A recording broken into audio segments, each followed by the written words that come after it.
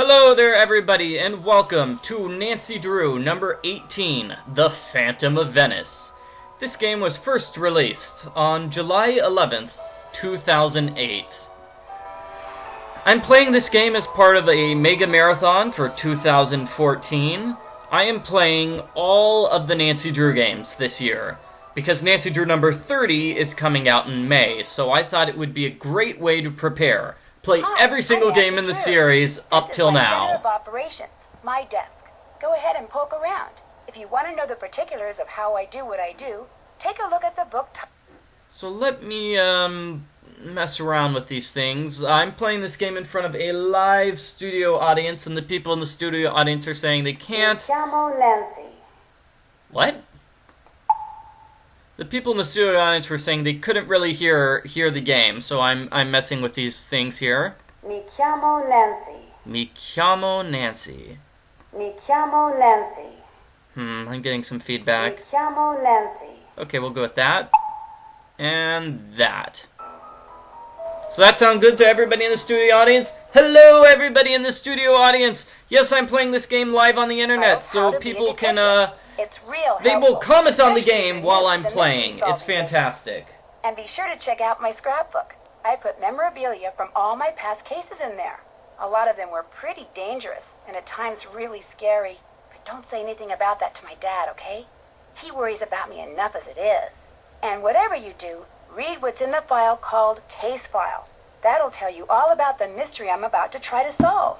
If you think you're ready to dive into that mystery, just click on the plane ticket and you'll be on your way.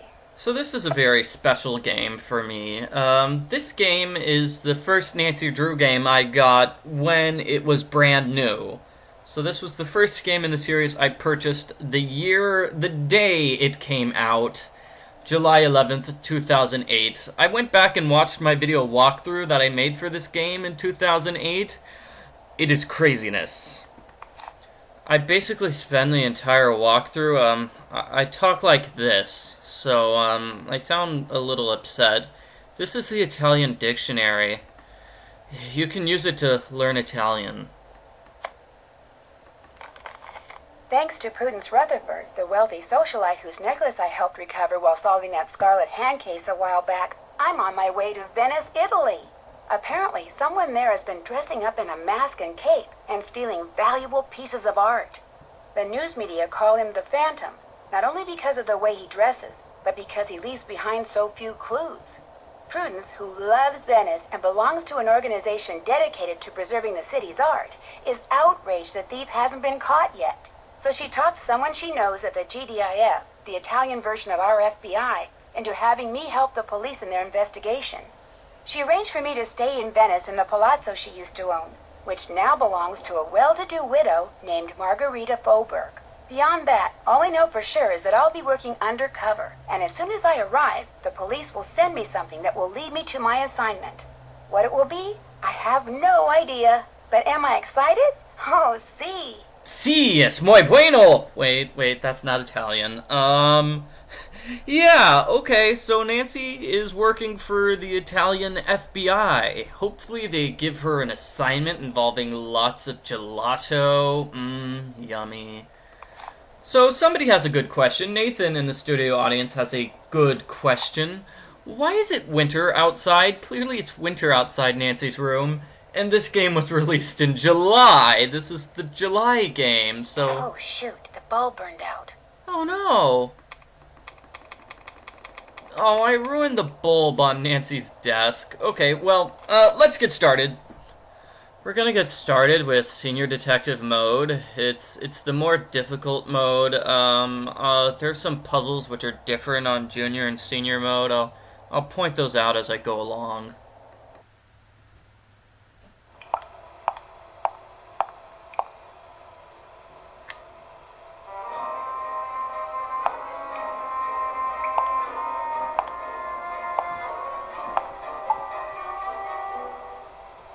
Oh yeah, this is the beginning of the game. It's interesting.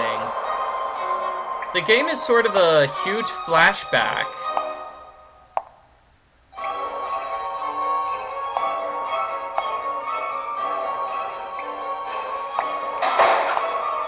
Let me out!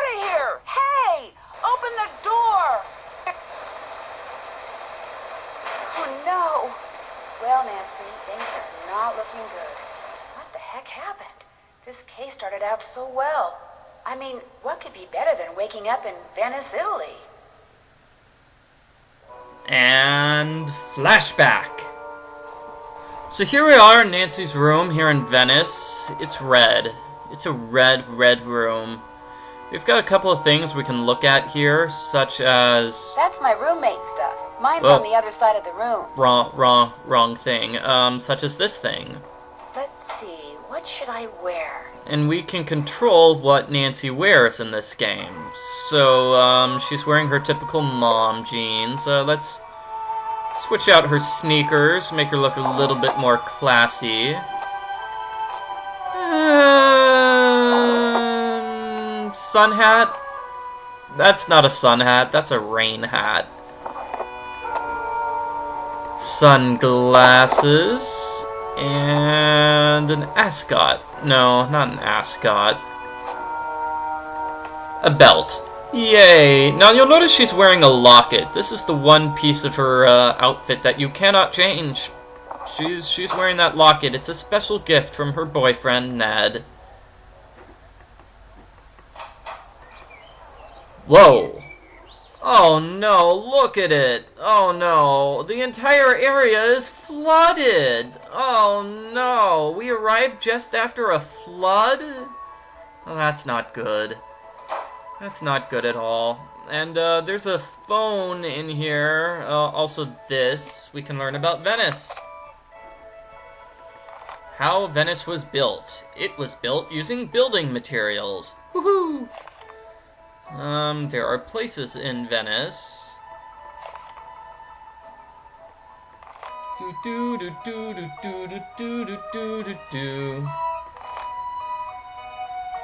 This is the Commedia dell'arte, and this is Carnevale, and this is common Italian phrases. And these are prepositions. And this is the roommate. The roommate has a picture of herself. Okay. I always keep pictures of myself when I travel on vacation, right? That's what I do. Mama und Papa, Venedig ist schon wie immer. Ich Ginebra Karneval, aber habe noch kein Kostüm gekauft. Ich will mich als Katze verkleiden. Liebe Grube, Helena. Grube aus Venedig. Das Wetter ist wunderschön. Ich denke an dich. Ich fand einen schönen K.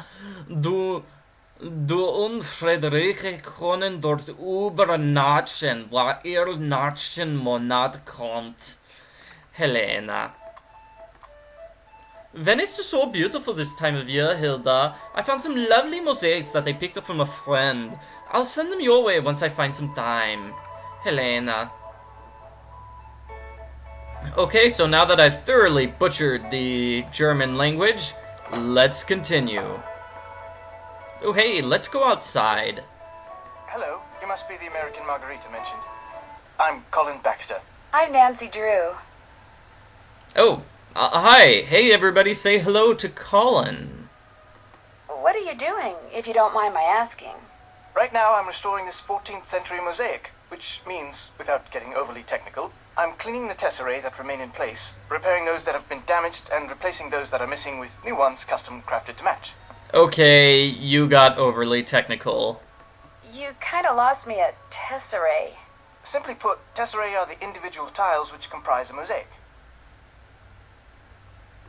Sounds like a lot of work. It's a phenomenal amount of work. However, just between you and me, I do this for free. I became fascinated with art in general and mosaics in particular when I was at Oxford. Oxford University. That's where I'm from, actually.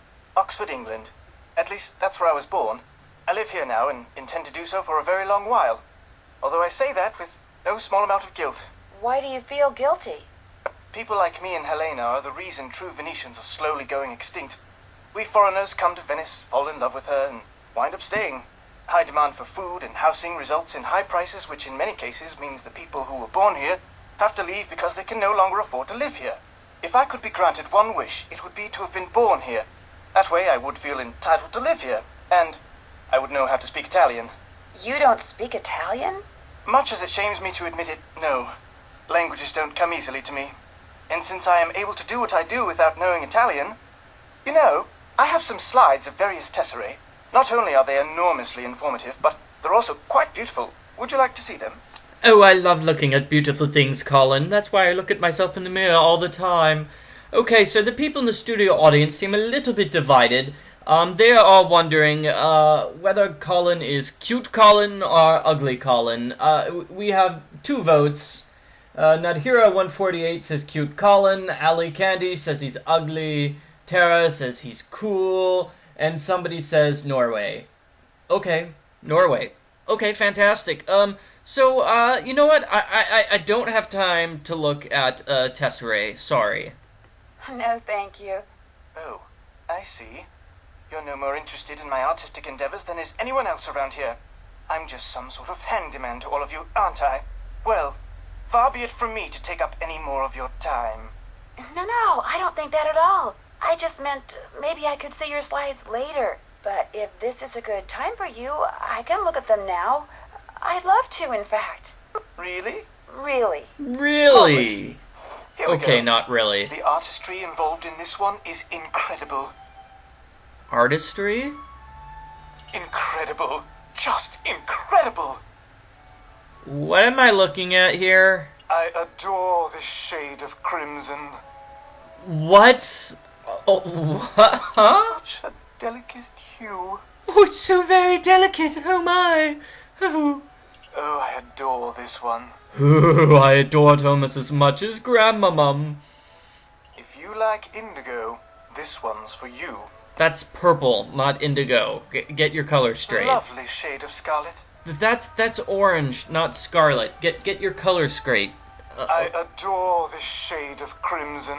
You have a thing for crimson, don't you, Colin? Lovely shade of scarlet. So he's forcing us to look at his tiles. Let's back away. Awesome. Lovely shade of scarlet. So really, he's overly sensitive about Nancy Incredible. not Just wanting to sit incredible. through this.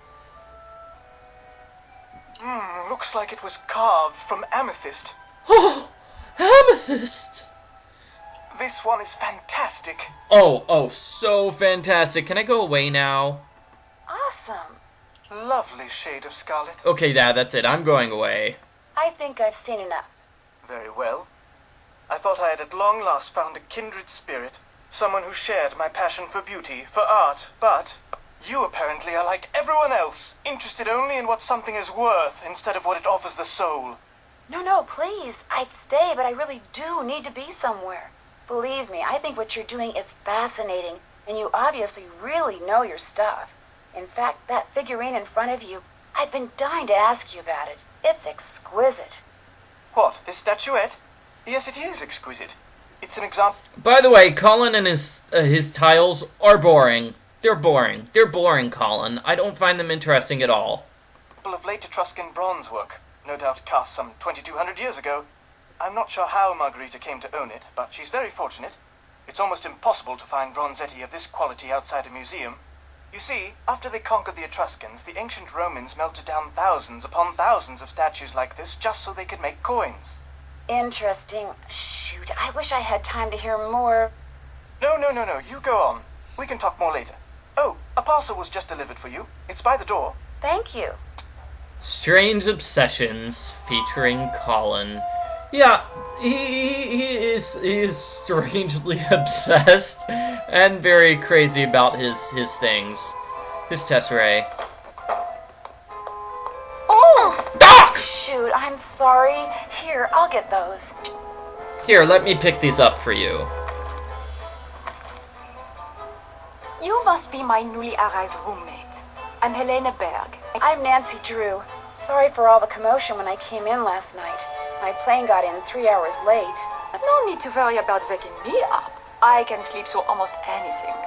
Well, I'm sure you have things to do and places to go, so I won't keep you. Oh, by the way, there's a parcel for you in the entryway. Ciao. So this is Helena. She's a German person. She says we have a thing right over here. We have the parcel, which is something, I think it's British for letter. Mm-hmm. Fantastic.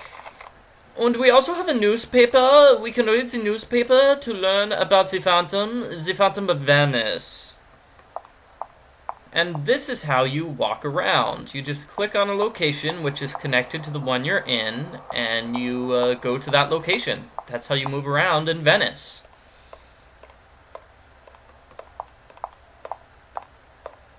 Ah, Colin. He forces Nancy to look at tiles by throwing a hissy fit, and then he throws a hissy fit when she doesn't want to keep looking at his tiles. So a couple things we can do here. We can pay money for birdseed, and I believe we can also pay money to buy things here. Like Sassy Detective Magazine. Or, what's this? Ah, German-English Dictionary. Perfect for reading Helena's stuff. I guess we can't get the chess thing or the sunglasses yet. What a shame. In the background you hear a bunch of Italian people speaking Italian. Liberati tutto. It's me, Mario. I like pasta. So here is the dossier. The dossier. Okay, so somebody has been breaking alarm systems and stealing things such as the Gutenberg Bible, the fancy sword belonging to Doge's sword, music, and the Chalice of Saint Gervais. Wait, Chalice of Saint Gervais? Oh no! That's like 1800 years old. He died in like the 200s, I think. So this is Nancy's job. Nancy is going to spy on Antonio Fongo. He works here. He is suspected of being a criminal. I mean, look at that guy. Does he look like a criminal, or does he look like a criminal? He's a criminal. So we're gonna spy on him whenever the PDA starts beeping. Cool. So that's our top secret thingy here. Oh, people are going to an Italian restaurant tonight? Oh man. Wish I could go to an Italian restaurant. We had a coupon, my girlfriend and I had a coupon for an Italian restaurant, which was great. Except they don't have them in our state. So where did she get the coupon? Ugh. It made me sad. Looks like I'm going to have to pick this lock somehow. And you need to learn that you have to pick the lock, because that will be a puzzle. So let's go back to the Ca Nascosta. Yes, Doge's sword was stolen. Sword, very stolen. Much sad. Poor Doge. That's my pager. Antonio Fongo is in his office. Time to go to work. Okay, hold on a second. I want to check out the Chalice of Saint Gervais. Stolen from the nuns. Can you believe it? What a mean person. And it's worth at least 50,000 euros. Oh no. Oh, wow, it's really, really fancy. Ew. Oh, that's why it's worth a lot of money. Usually these religious artifacts get stolen and they're not worth anything except to people who are religious. Like when they stole stuff from Pope John Paul II from Italy recently. That wasn't very nice. Nancy, you are up. Come talk to me. No, I'm spying. I'm and again, welcome to Ca Nascosta. I see you finally decided to get up. Hello everybody and welcome to this person. This person is Margareta. We are going to be talking to her. That is not a German... Wait, yeah, I'm slipping back into the German accent. I was trying to do the Italian accent. You know what? I'll just talk normally. Actually, I've been up for a while. Good for you. I got up, showered, and came straight up here.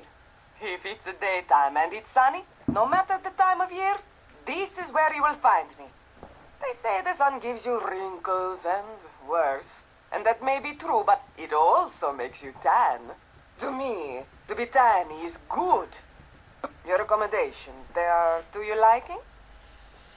Okay, so somebody in the studio audience, Matthew, is saying, now the nuns have nun-thing. Oh, poor nuns. Oh, they don't have a chalice. Actually, the room is a little more quaint than I thought it would be. All of Venezia is quaint. Must get used to it. Most tourists think that its decaying walls are what gives the city its charm. You do not mind having a roommate? Wait. Decaying walls are charming? Oh, wow, my house must be very charming. Yeah. Not at all. Ah, you're just being polite. The last thing a young lady wants when she is on holiday is a roommate. I warned Prudence that you would have to share a room, but she said you had to come to Venezia this week and you had to stay here. And as we both know, what Prudence wants, Prudence gets. Have you gone outside the car yet? Yes, I have. Yes, in fact, I have. Just do not forget to take your key and lock the front door whenever you leave. This is not the Palazzo Grassi, but I do have several valuable pieces of art. And with Il Fantasma, this phantom thief, running around and stealing everything, I prefer not to take any chances. Okay, so, you know the valuable thing that Colin is just, you know, that, like, statue thing that Colin has? It's valuable. Maybe the Phantom of Venice will want to steal that, so that's what she's referring to. And she's kind of tan already. Hasn't she heard of a tanning salon? Are there no tanning salons in Venice? How long have you lived here? Almost 2 years. 2 wonderful but very expensive years. The city expects homeowners like me to maintain these old buildings. But who pays for everything? We do.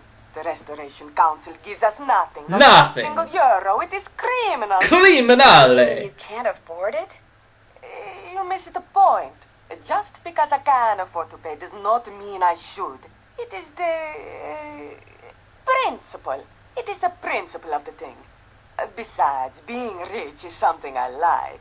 If I am all the time spending money, I will soon be unrich. You know, the English word for unrich is poor. Poor. Yeah. So what does Margarita do all day? She just spends all of her time tanning on the roof? How does she make money if she's rich and craziness? And look at those giant sunglasses. Isn't she gonna have like an uneven tan? I mean, if she's tanning while wearing those huge sunglasses, right? Won't there be like these huge white spots around her eyes and it will look creepy? I met the guy who's restoring the big mosaic in the main room. He's pretty intense. Colin Baxter? I do not know how any man can find happiness looking at pieces of painted rock all day. Talking to him, it's like taking a sleeping pill. Que barba. But they say he is good, and so he works for me. And Angel Kitty in the audience is asking, why is she tanning with a skirt that is knee length? Good point. I guess she's not tanning to go to the beach. She's just tanning because to be tan is good. I do like the tanning. How much do you know about him? Not much, but Olivia von Hellstein raved about the work he did for her. And what is good enough for the Countess of Schlosselbeck is more than good enough for me. And somebody is telling me she's a wealthy widow. Okay, yeah, she could be a wealthy widow, and I noticed her tan is uneven, very uneven. I'll let you get back to your sunbathing. Padronissimo. And Nancy, that blouse you are wearing, Mm-hmm. you should change it. What? Oh! Oh! Feelings, much hurt. Gonna cry now. Why are you touching my things? Please stop. Oh, she won't let me steal her things. Okay, so we are told that whenever the pager starts beeping like it's doing now, we use our binoculars to spy on Antonio Fongo, criminal of criminals. That didn't sound very smart. Anyway, here's Antonio.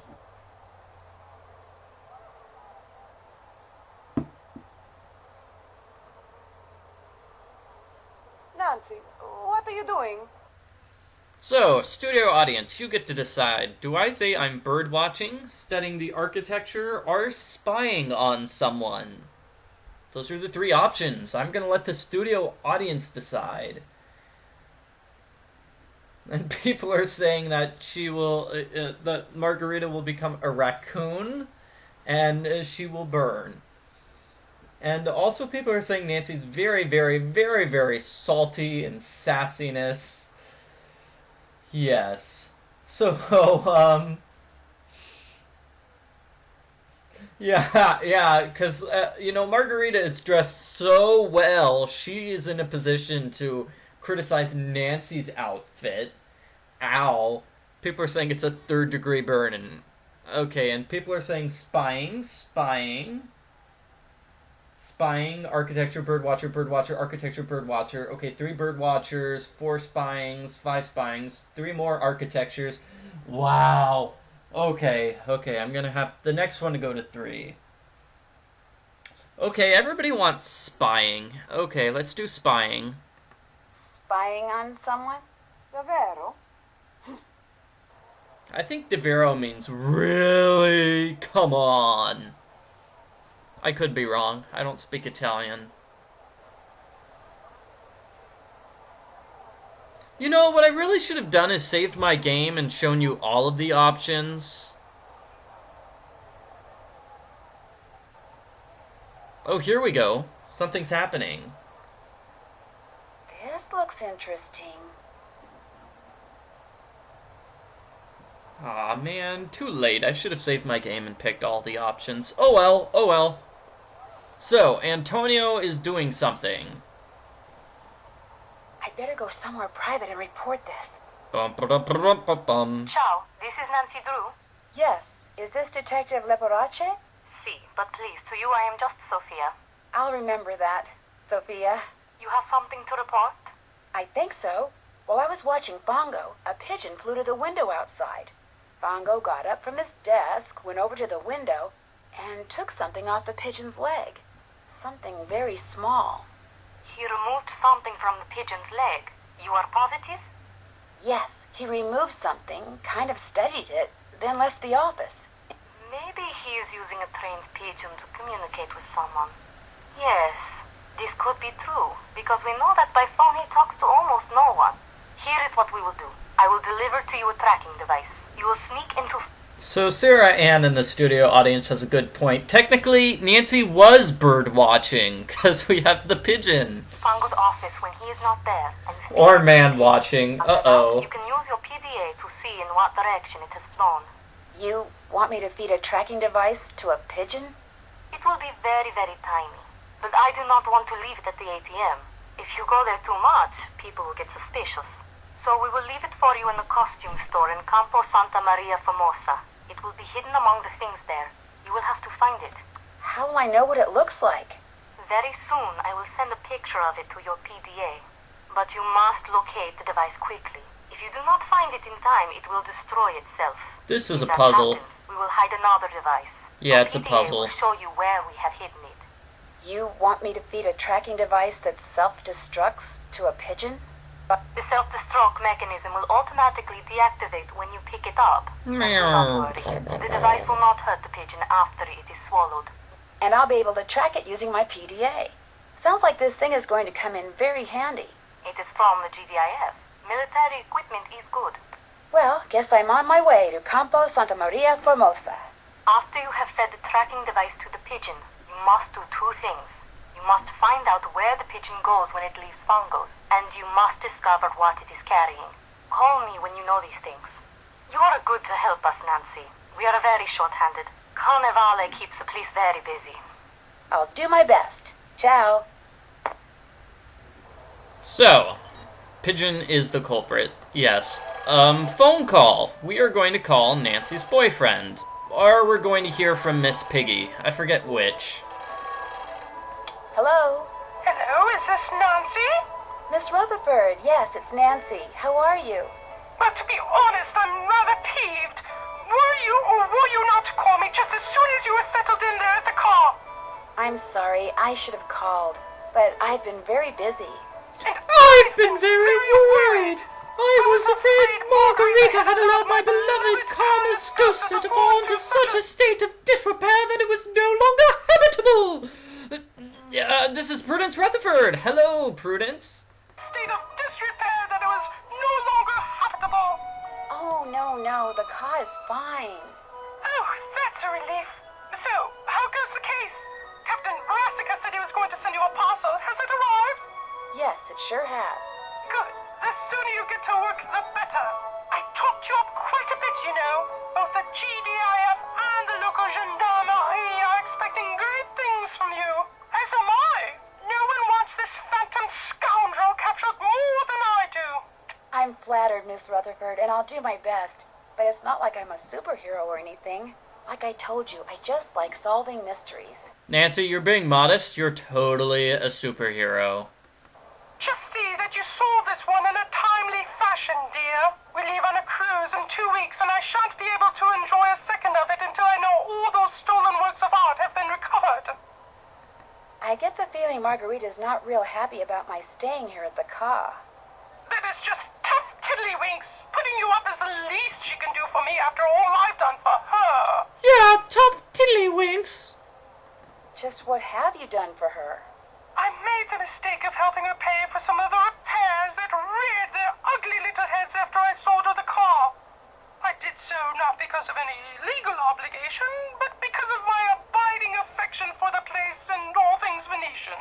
She is such a cheapskate. I feared she would ignore what had to be done until the car crumbled into ruins. How did she get to be such a cheapskate? When her husband died, he left Margarita everything, which amounted to a small fortune. What he didn't leave her, however, was even the slightest clue as to what to do with it. And now, after years of bad investments and wasteful spending, she's starting to feel the pinch. But I'm afraid it's my erstwhile residence there in Venezia that must pay the price for her fiscal ineptitude. Yeah, so Prudence seems to be more worried about the Ca than Nancy's well-being. Fun fact, same person does her voice in all 3 games. I'll let you get back to whatever it is you're doing. As it happens, I'm writing my memoirs. They shall be called The Principles of Prudence. So what were her games? She was in the French game, Secret of the Scarlet Hand, Danger by Design, and this game. She has been in 3 different Nancy Drew games. Unfortunately, this has necessitated my hiring an assistant.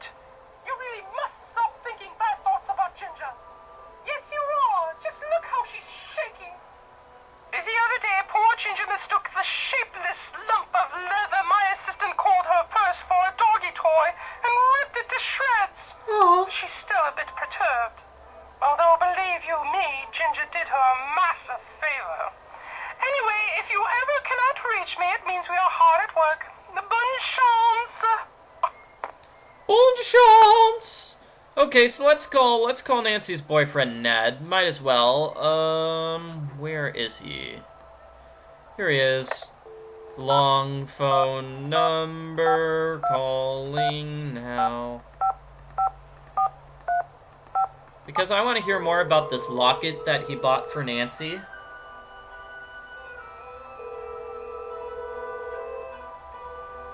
Hello? Hi, Ned. Or should I say, buongiorno.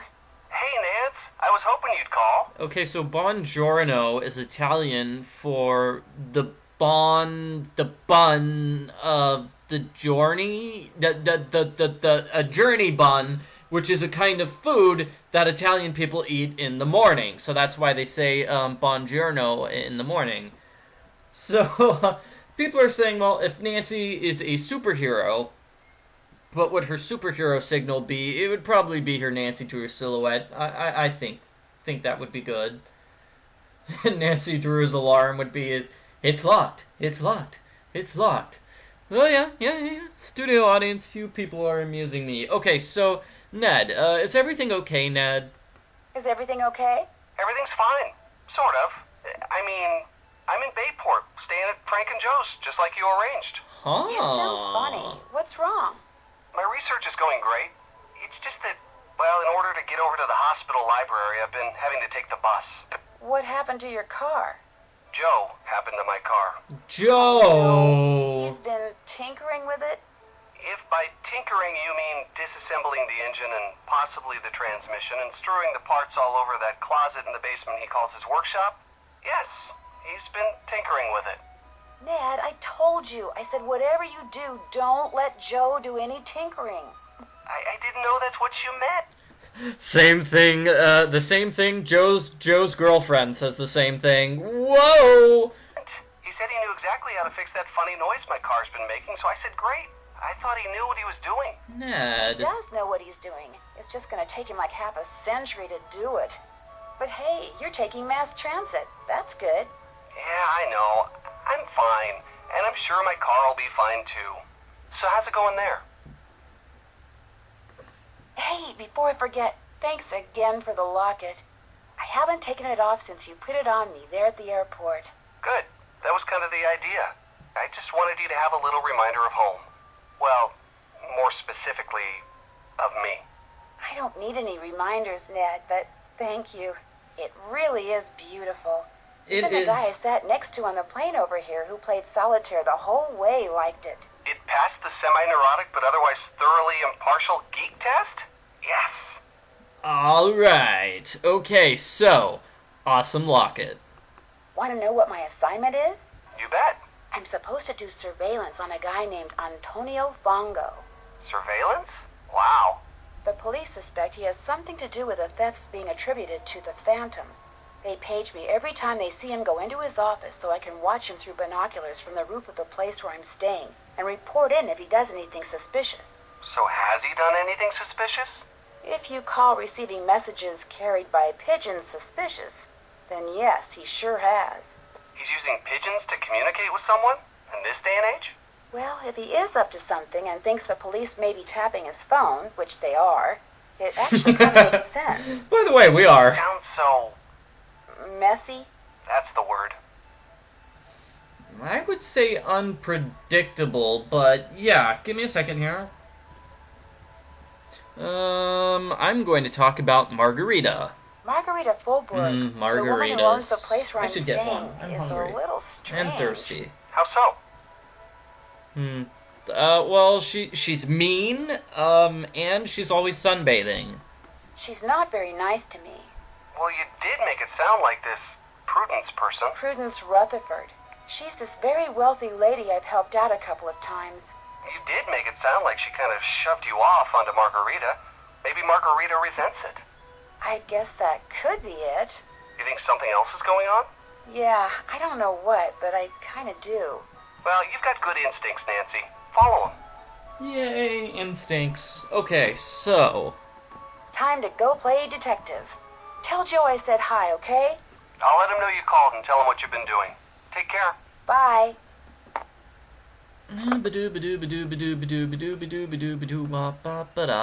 Okay, well, let's change our blouse, because What's-Her-Face said it was lame. Well, now the belt doesn't match. Way to go, Margarita. Okay, so I guess I'll wear the ascot instead, but that doesn't look good with the sunglasses. See, this is what happens when I live life. It's just tragic. Ugh, no. Okay, yeah. Oh yeah, and by the way, we need to get these. You need to try to open Fongo's office to realize, whoa, I need bobby pins. Oh hey, and now that I actually have my German dictionary, let's do some German translation. Mom and Dad, Venice is so beautiful. I'm enjoying carnival, but I haven't yet bought my costume. I'm thinking of dressing up like a cat. What a very useful message. Greetings from Venice. The weather is wonderful. I'm thinking of you. I found a lovely Ca, and you and Frederic can stay here when you come over next month.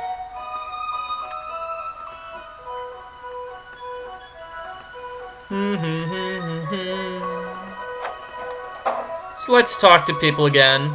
Hello, Nancy, right? So, how do you like Venice? Oh, it's fantastic. Oh, it's incredible. I think Venice is the most fascinating city in the world. Its history, its art, its layout, everything about it is so rich and so beautiful, and there's so much about human ingenuity. I absolutely love it. Have you ever thought about living here? I have indeed. In fact, every time I come here, I make an effort to meet new people. Having friends is very important to me, you see. But I don't want to move here until I can afford my own palazzo. So, until that day, I shall have to content myself with staying here wherever I can and as often as I can. How long have you been coming here? I've been coming here ever since I was about your age. I always try to stay somewhere different. I'm a journalist. Right now, I live in Hamburg because that's where the offices of Your Event magazine are. I do most of my writing for them. But I know far more about Venice than I do about Hamburg. In fact, I know more about Venice than most Venetians do. I know where the best souvenir stands are, the nicest glass shops. Here, I'll make you a list of the cheapest cafes. No, that's okay. You don't need to do that. You don't want to know where the cheapest cafes are? Are you sure you're American? I'm just not into touristy things, that's all. I see. Oh, but you could tell me what your very favorite... Hey, give Nancy a break here. I mean, she's poor. Being a detective doesn't pay well. spot in Venice is? I'd love to know that. Oh, well, let me think. That would have to be Campo San Paolo. There's something, I don't know, something very avant-garde about it that's quite charming. So, somebody in the studio audience has a good question. How old is Helena? Just throw random guesses out there, because we don't know. So, what do you think about all this phantom thief stuff? I probably shouldn't say this, but I think it's great. A caped figure darting down walkways beside moonlit canals, melting mist-like into the shadows, escaping not with stolen money, but stolen art. It's all just so wonderfully Venetian. Yeah, it's like Batman, except he's stealing things rather than stopping criminals. Have you written about it? I'm working on a piece for your Welt, yes. I tried to tell them I was here on holiday, but when they agreed to pay half my expenses in addition to my normal fee, how could I refuse? Besides, as far as crime sprees go, this one is rather refreshing. Il Fantasma hasn't physically hurt anyone, and has some very interesting ideas when it comes to what's worth stealing. In fact, it's altogether possible this phantom could turn out to be a woman. Whew! That would be a story I'd write for free.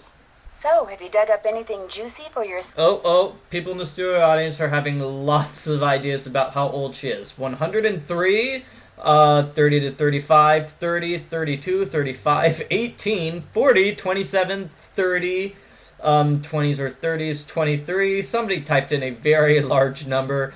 12, 32.5, 34, 28 through 36. Somebody's complaining about the fact that Nancy never calls her dad in these games, which is not very nice of Nancy. But why doesn't Nancy have money? Her dad is a very rich lawyer. We see their house. It's very expensive. And somebody says 28. Story on this phantom thief person? This case is so huge, the police are swamped. Apparently, they've got people coming in from all over the world to help track down leads. My contacts at the police station are too busy to give me the time of day, let alone a juicy tip. However, one of my non-police sources just told me something very interesting. He said the word on the street is that the next thing the thief steals is going to be a person. He's going to kidnap someone? A very wealthy someone. At least, that's a rumor. Very interesting. Do you talk to Colin Baxter very much? I try to talk to him, but he's so focused on his work. Having a decent conversation with him is virtually impossible. Once, out of politeness, I feigned an interest in what he was doing, and the next thing I knew... He was showing you his test ray slides. Yes! They went on and on and on! It was nightmarish. I felt like a seabird that had landed in an oil slick and couldn't fly away. The only way I could escape was to confess that I found the slides less than fascinating. Which hurt his feelings terribly, I'm afraid. But it couldn't be helped. So Colin does his weird tesserae obsession with everybody. Everyone. Yeah, the same thing happened to me. The man is obsessed. Which is a shame, really. After all, he's not bad looking. He has a touch of... Scandalous. What do you mean? Once, while he was working, his cell phone rang. He immediately left the room to take the call, but as he was leaving, he picked up by saying, "This is Justin, not Colin. Justin." He's using a fake name? Either Justin or Colin. One of them's fake. That would make sense. I should get going. It's been a pleasure. Pretty locket. Thank you. My boyfriend gave it to me. Boyfriend. You do have it all, don't you, Nancy Drew? I wish I had a boyfriend. There's nobody who likes me at all. I'm crying now. Cry, cry, wob, sob, sob, weep, weep. Yeah. Hello again. Do you always wear that locket? I've only had it a week. My boyfriend gave it to me just before I left. I should have known. That explains why it is so, ordinary. Which is not a bad thing. It is just that, well, when one lives in Venezia, one becomes so used to true beauty that anything less tends to stand out like dirt on a white rug. Margarita, that locket was a present from Nancy's boyfriend. Quit insulting it. My roommate, Helena Berg. Does she stay here a lot? This is the first time. I met her at a party which Rosetta Del Bene gave. When Elena found out where I lived, she practically begged me to let her stay here.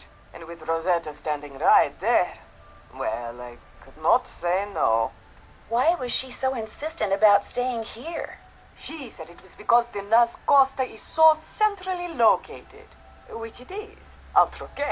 But I think it was because I am so centrally located.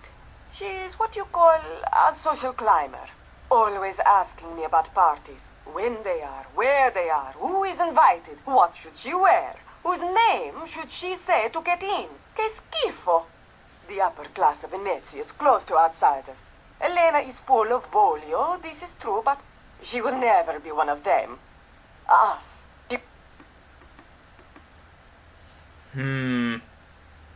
I'll stop pestering you now. Good, good. So, Margarita apparently is just trying to be this super high class person, but I don't think she has the money for it because she's always spending money and stuff. Bees.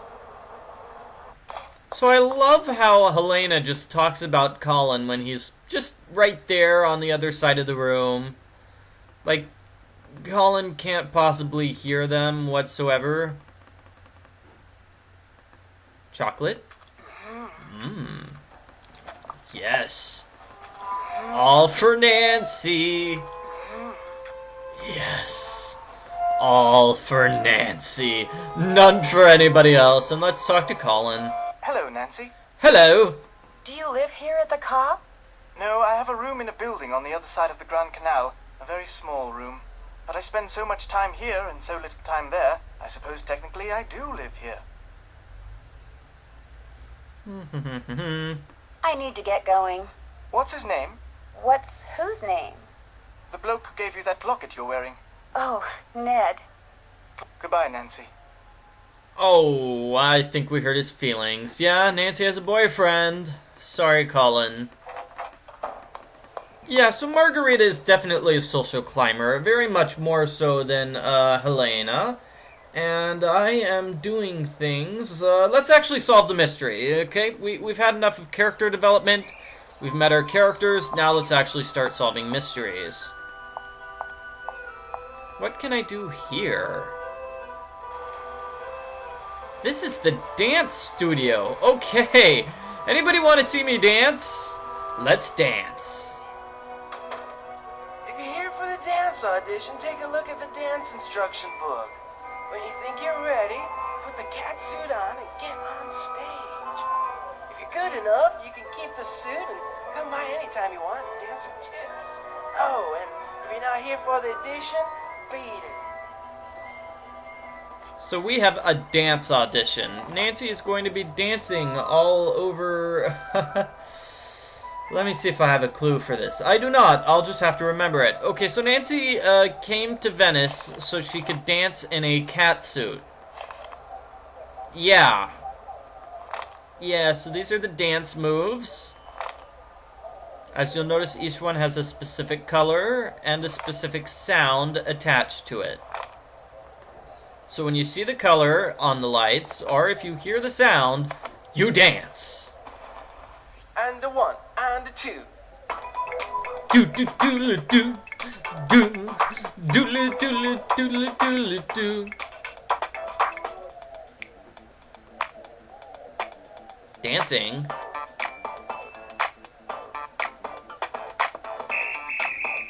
Yes. Nice. Oh yeah.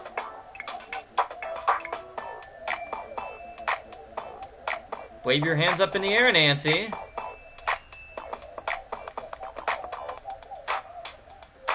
Oh. Bravissima. Yeah, see that light there? That was clap your hands. Bravissima. But I wanted to see this one again. What is this dance move? Wonderful. Oh, buzzer. Laser. Wow. Laser. Yes. Good. Clap your hands, clap your hands. Great job. Still some rough edges though, so take that costume home and practice. What's your name? Nancy? Nancy. Forget it. From now on, your name's, Punchy. Punchy LaRue. But Next. So yes, people are questioning what's going on with Nancy. Would Nancy's father approve?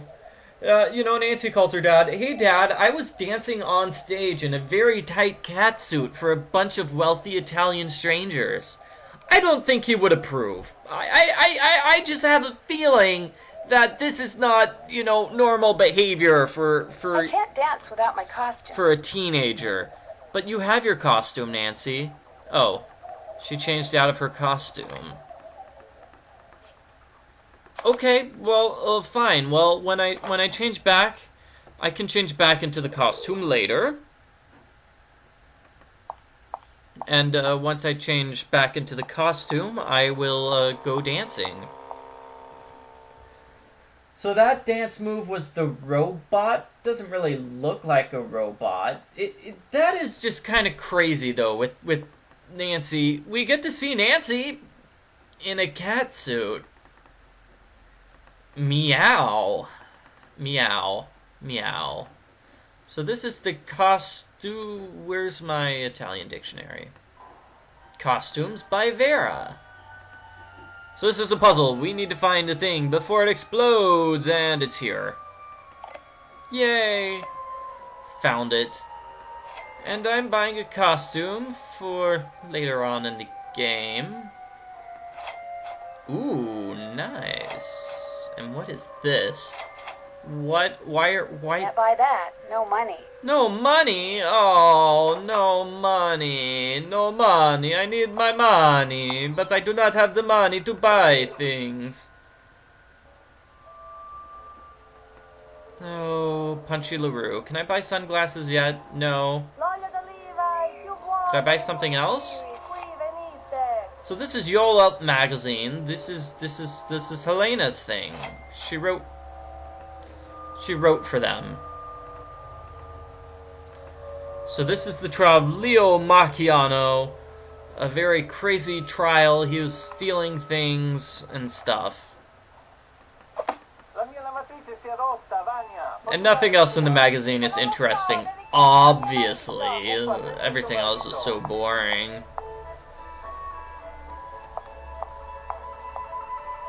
Somebody in the studio audience is saying it's the robot, the dance move is the robot, it's not supposed to look like the robot. I never understood this dance move. I've never seen people dance it in real life. What's this? Oh, hey. Ah! Jeez. Who tried to kill me? Somebody just tried to kill Nancy. They, dropped a thing on her head.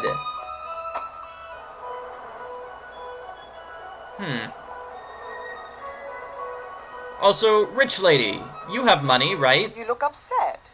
A big urn fell off the roof and almost hit me as I was coming in. It fell from this roof? Ma va! The edge of the roof must have crumbled out from under it. Something else to repair. Bella fare. I am glad you are all right, of course. Of course. I'll stop pestering you now. Good, good. I thought I could ask her about money. Hello, Nancy. I'll talk to you later. Ciao. Huh, I guess I can't ask her about money. Anyway, I'm just going to dress in the cat suit now.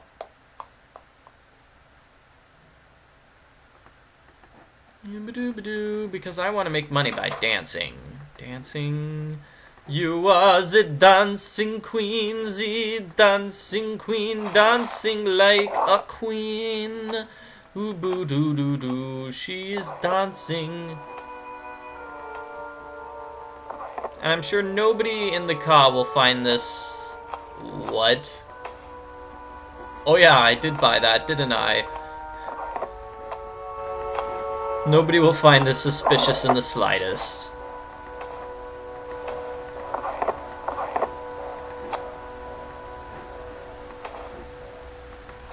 Yes. Beautiful! Beautiful. I'm totally a dancer now. Wait a minute. Wait a minute. What's this? Nancy. Thought you might enjoy these. Sausages. Interesting flavor. Interesting. Is it poison flavor, Nancy? Is that the flavor? Probably not. I'm not feeling so good. Nancy? Are you alright? Oh my gosh, you're positively green. Nancy? Poison flavor?! Oh, I should so not have eaten those sausages. Great. So somebody fed Nancy nasty sausages, and it was Colin! Colin, your sausages are awful. Nancy, I've been worried about you. How are you feeling? A little angry, actually. Those sausages you left in my room gave me food poisoning. What sausages? I didn't leave sausages in your room. The note they came with said they were from you. Well, someone else must have written it and signed my name, because I promise you, I did not leave any sausages or any note in your room. Besides, you don't think someone would give you tainted sausages on purpose, do you? They might have. Why would someone try to poison you? You're right. It was probably just an accident. Of course it was. I should be running along. That is a wig you're wearing, right? Oh, yes, it is. Good, because there's nothing wrong with your real hair. Nothing at all. I like how he notices the wig, but he doesn't seem to care at all about the cat suit. Ooh, great mask. I like it. You certainly look better than the last time I saw you. What happened? I made the mistake of eating the sausages that someone left for me. Apparently they were as nasty as they looked. That's terrible. Who would have left sausages for you? The note that was with them said they were from Colin. Colin? You'd think someone who can see a flaw in a tiny little tile from 3 meters away would be able to pick out decent sausages. He says it wasn't him. He says someone else wrote that note and left the sausages for me. Why would someone do that? He probably just doesn't want to, what do they always say in the movies? Cop to it. Anyway, the good news is, whatever was in those sausages didn't do you any permanent harm. You're back to your cute, spunky teenage self. I have the feeling Helena's super jealous of Nancy. What made you decide to stay here this trip? I met Margarita at a party last October, and when she heard I was going to need a place to stay when I made this trip, she practically begged me to stay here. She begged you? Did she ever? She's lonely and quite insecure.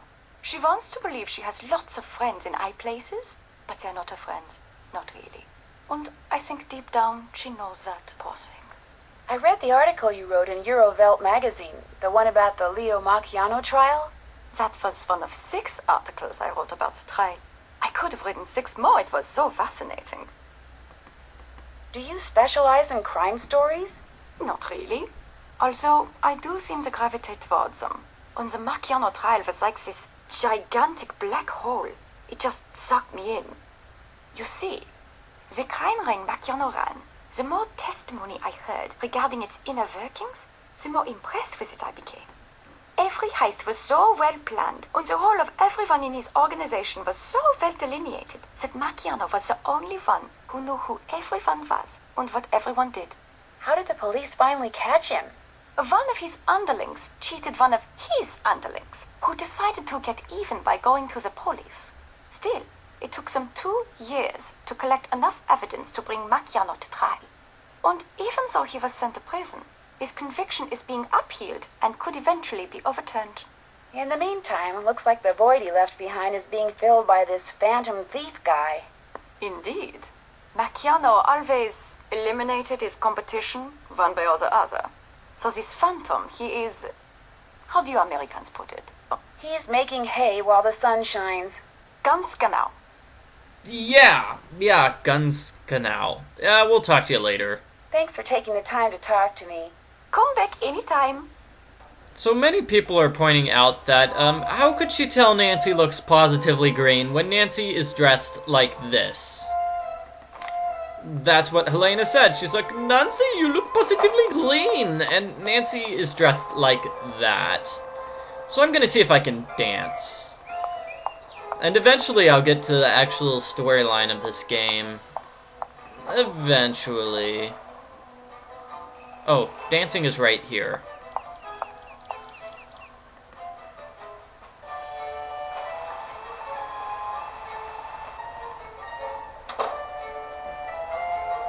I can't dance without my costume. You're in your costume, Nancy.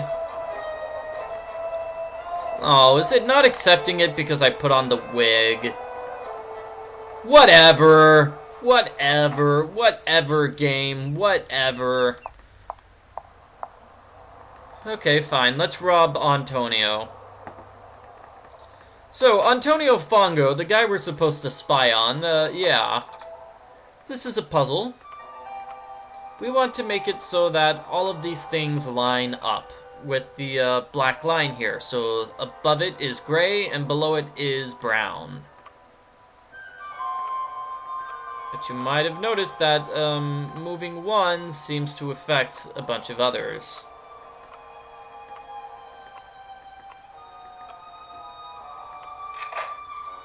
Aha! We have done it. We have done it. And now you can look around and see things. This is going to be a puzzle.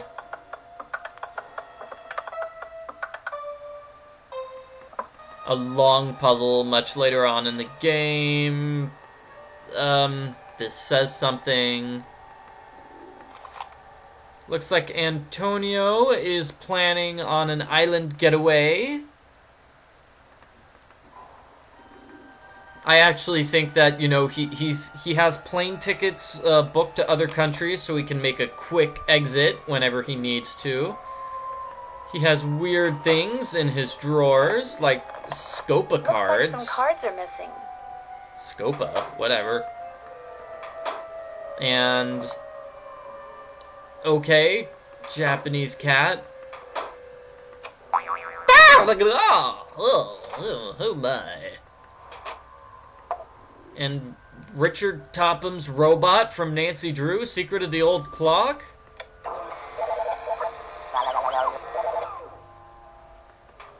Oh my, that is creepy. Okay, but we wanted to check out the pigeon, right? Pigeon. How can Nancy hear people so clearly when she's so high up? Okay, bird seed and tracking device given to pigeon.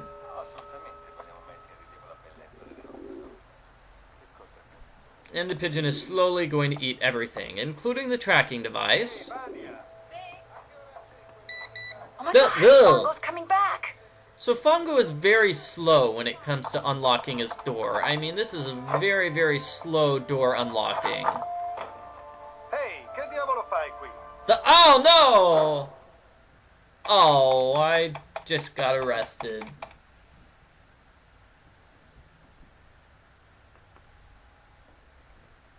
I didn't mean to die. I wanted to live. Oh my gosh, Fongo's coming back. Okay, well, it's still very easy. You still have plenty of time to get inside here.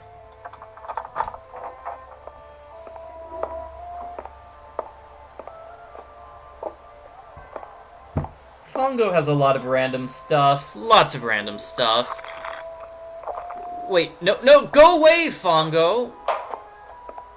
What? How did he not see the girl inside his cabinet? What?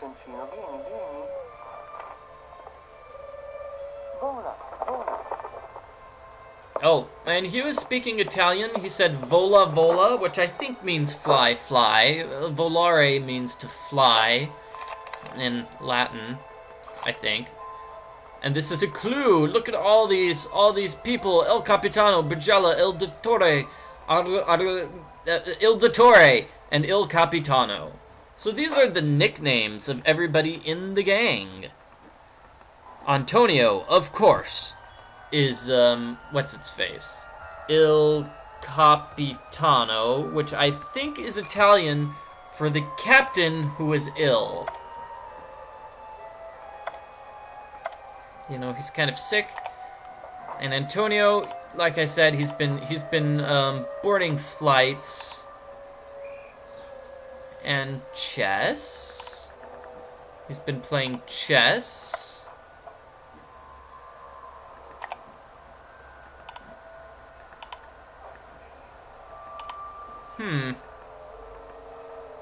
Right. Okay, so Il Dottore is probably the leader of the bunch. Yep. So, what am I doing? Right, I'm sorry, I got distracted. Let's not change clothing. Okay. Yay! Using the gondola. See, the tracking device tells us that the pigeon is here at Campo Santa Margherita.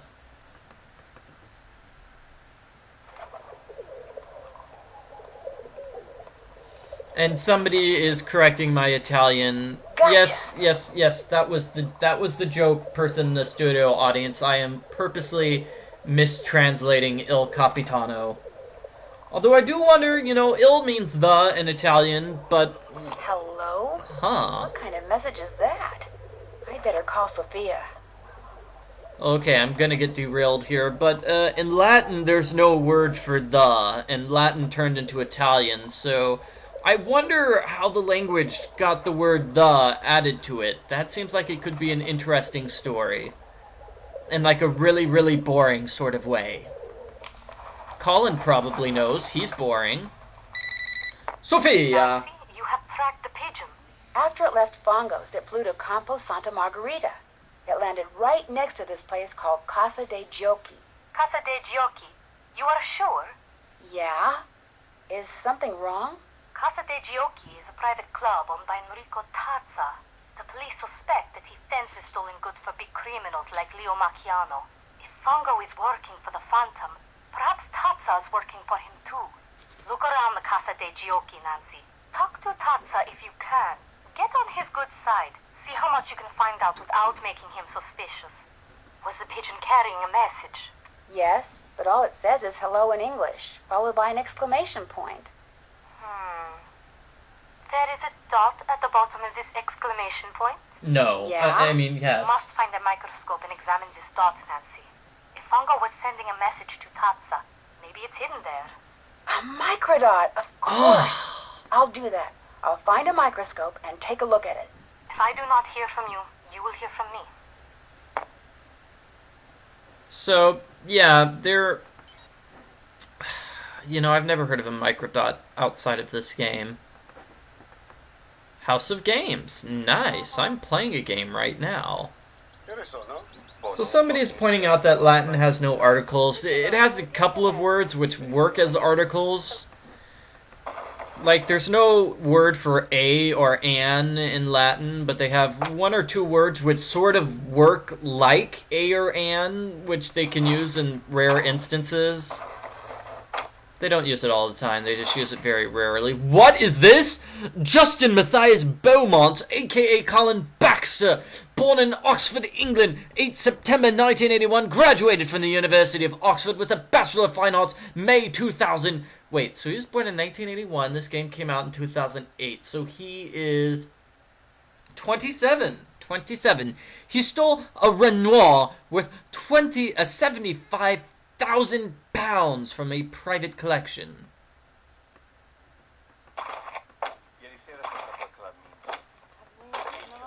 And this. A thief, a spy named Samantha Quick is going to be working for the criminals.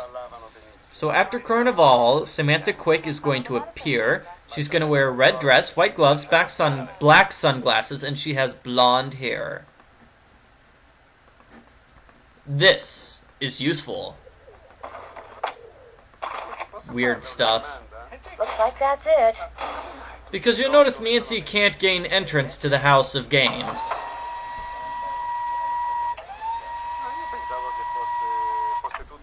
From the way you are dressed, you are American. Who are you? Oh yeah, I'm dressed like an American, my name totally. is Nancy Drew. This is a private club. You cannot come in. Sorry. Yeah, other languages are complicated. Maybe sometime in the future people will only speak one language, and that language will be Canadian. What? Oh my.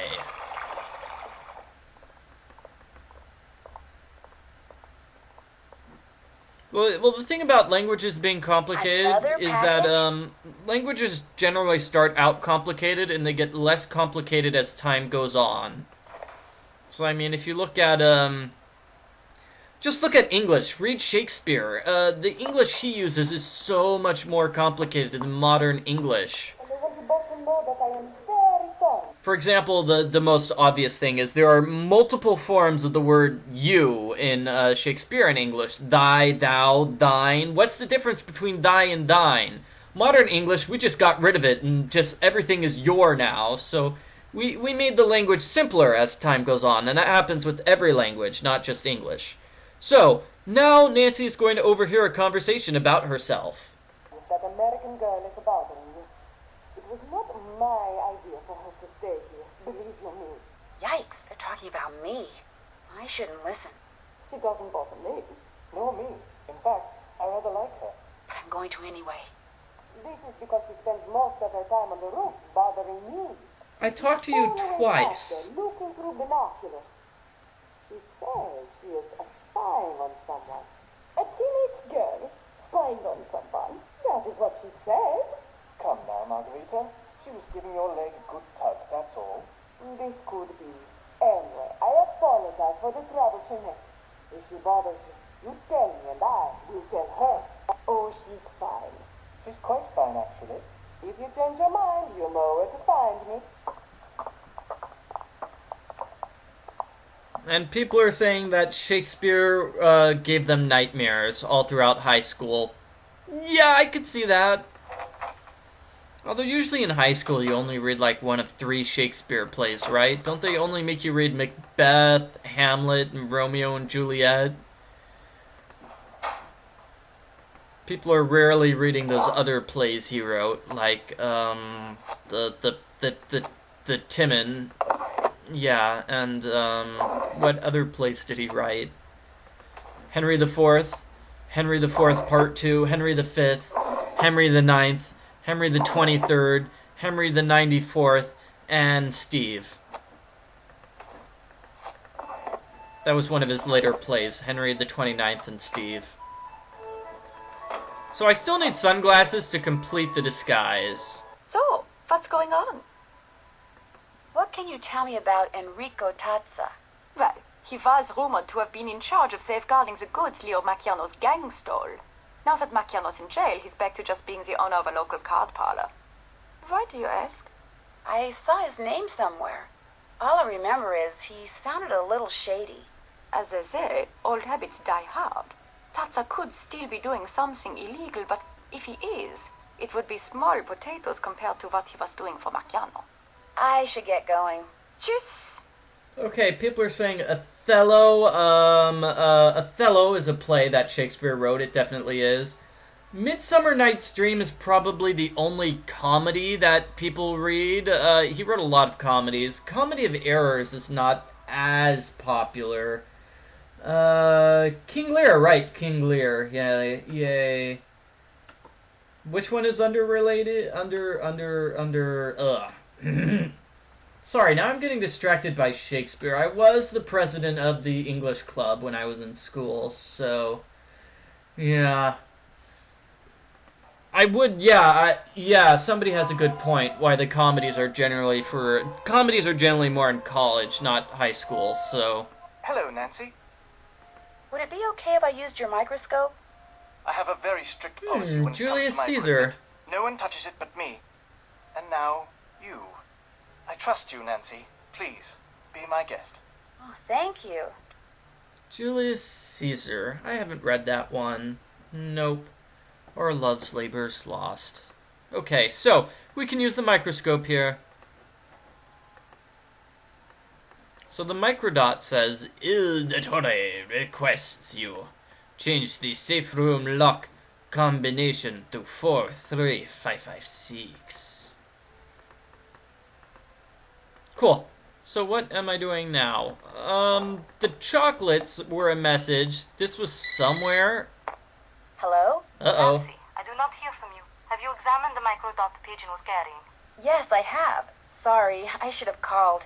Anyway, the message, which was written in English, said, Il Dottore requests you to change the safe room lock combination to 43556. Il Dottore? Yes, which is really interesting, because in his office, Fongo has a poster of Commedia dell'arte masks.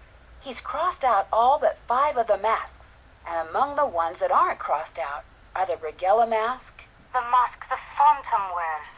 Right. And the mask for Il Dottore wasn't crossed out either.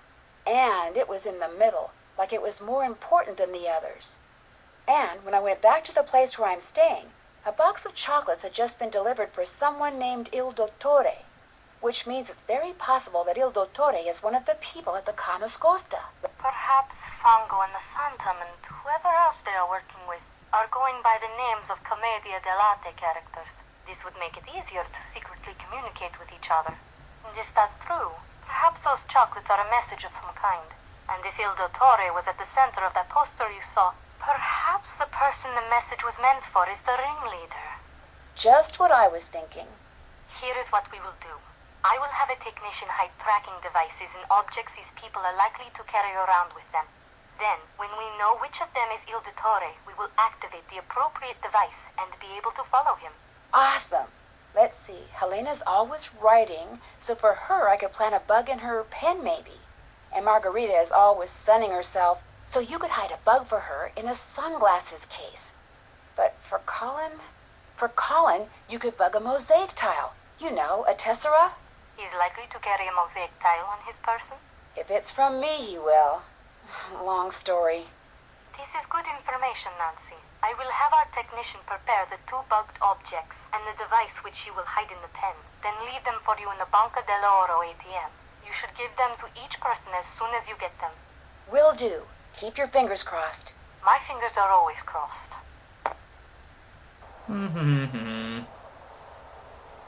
Sort of reading up on the Julius Caesar play by Shakespeare. Never read it, although I know a lot about Caesar. I'm not a big fan of Caesar the man. So this is actually a message. It says Copa safe, according to the chocolate message hidden inside Fongo's office, which I didn't actually show you guys. So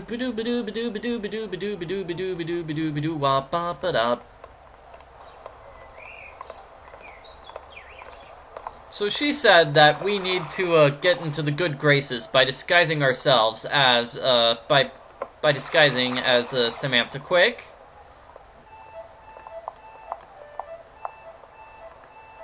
So let's go here. Yay. Oh, my pager is beeping. I guess Fongo's in his office doing something. But it doesn't matter to me right now because I need to get this stuff.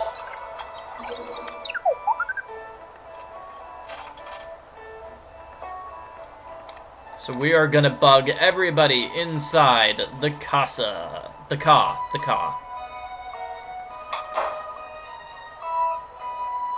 I do want chocolate.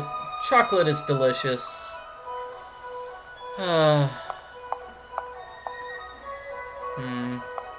Chocolate. I mean, we are going to the Ca. We're gonna change and then bug everybody. And I guess we should spy on Antonio.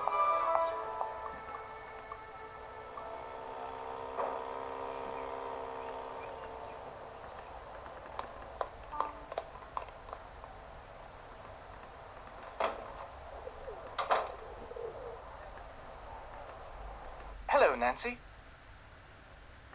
Do you know who that box of chocolates in the entryway is for? No, I didn't really look at it because I assumed it was for you. It's not? No, it's for someone named Il Dottore. Oh, I was afraid, I assumed they were from that Locket fellow of yours. Il Dottore. Wonder who that could be. What are you going to be for Carnivale this year? Working, that's what I'm going to be. I haven't been invited to any festivities, which is just as well because I detest costumes. So to Carnivale, I say, bah humbug. I'm just saying that because I don't have any friends and I'm trying to make myself feel better about it. I came across this tessera and thought you might like it. It's quite beautiful. All the more because it came from you. Thank you, Nancy. I shall treasure it. Does Margarita know that you went to prison in England for art theft? What? I don't know what you're talking about. You wouldn't lie to me, would you, Colin? My real name is Justin Beaumont.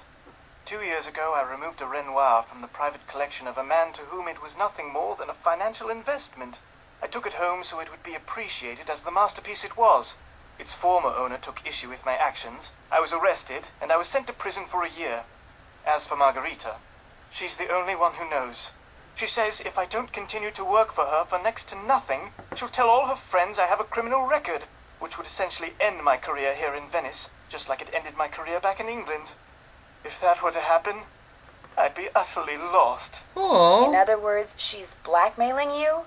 What's worse, not only does she keep trying to get me to use substandard material so she can save money on the renovations I'm doing for her, but she wants me to cover it up by lying to the Restoration Council about it.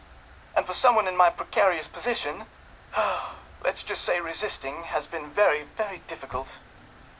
Enough. I insist we change the subject. I've kept you long enough. Ciao. Oh dear. So Colin is very sad because he's being blackmailed into working. Alright, we're gonna put the bug here and the pen. It's funny because the idea is that she takes the pen with her everywhere, but she doesn't have the pen with her now. Story ideas? Interesting people. Hold on a second, I want to read her book. Can I read her book? Can I read it? Please? Please? Here we go. Okay, interesting people. Sunny June. Weirdest American I've ever met. Glasses forever halfway down nose due to thick heavy lenses. Spiked, unnaturally colored hair. Compulsive doodler, very observant, very smart, very hyper. Wants to work on the International Space Station because he's had every job ever. And he's on his way to the Caribbean. Hartmut Krollmeister, very wealthy, wears ill-fitting pink jerseys, and hosting poetry slams. Rosetta, don't know her. Margarita.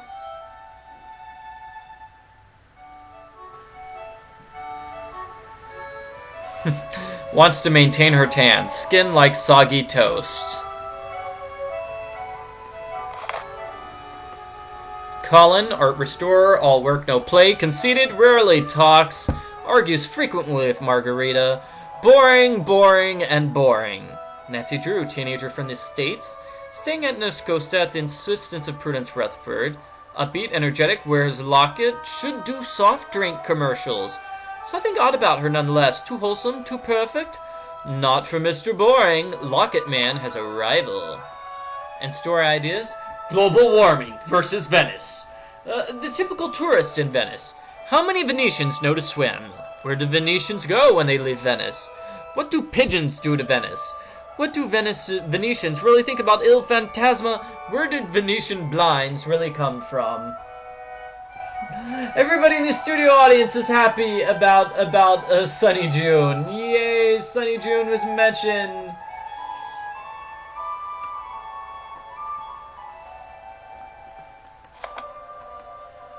Oh yeah, and Margarita. Let's go upstairs for Margarita. Oh, she's not here? Oh, well in that case I'm reading this thing.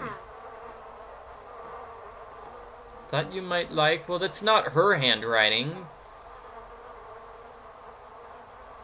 It was an honor to be seated next to Count Wurzburger, although his breath was quite fragrant. I'm sure you're unaware of his unfortunate problem when you made the seating assignments.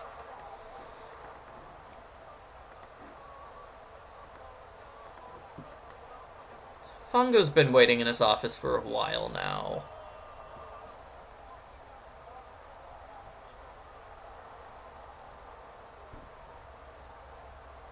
This looks interesting. So, because we intercepted the first message, Fongo is going to send a second message.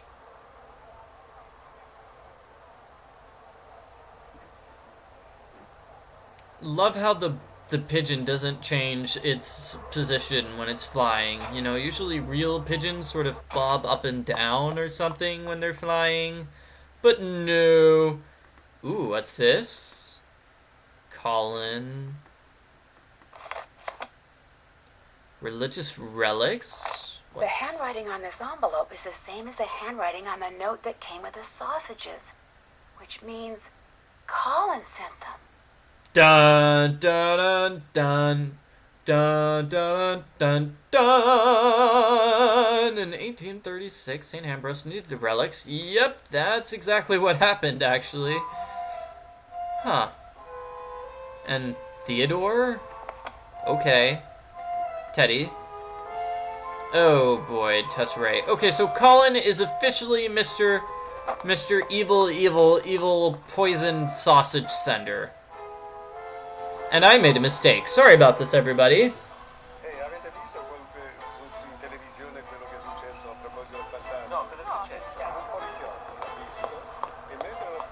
Put away the sunglasses, Nancy. I mean, the binoculars.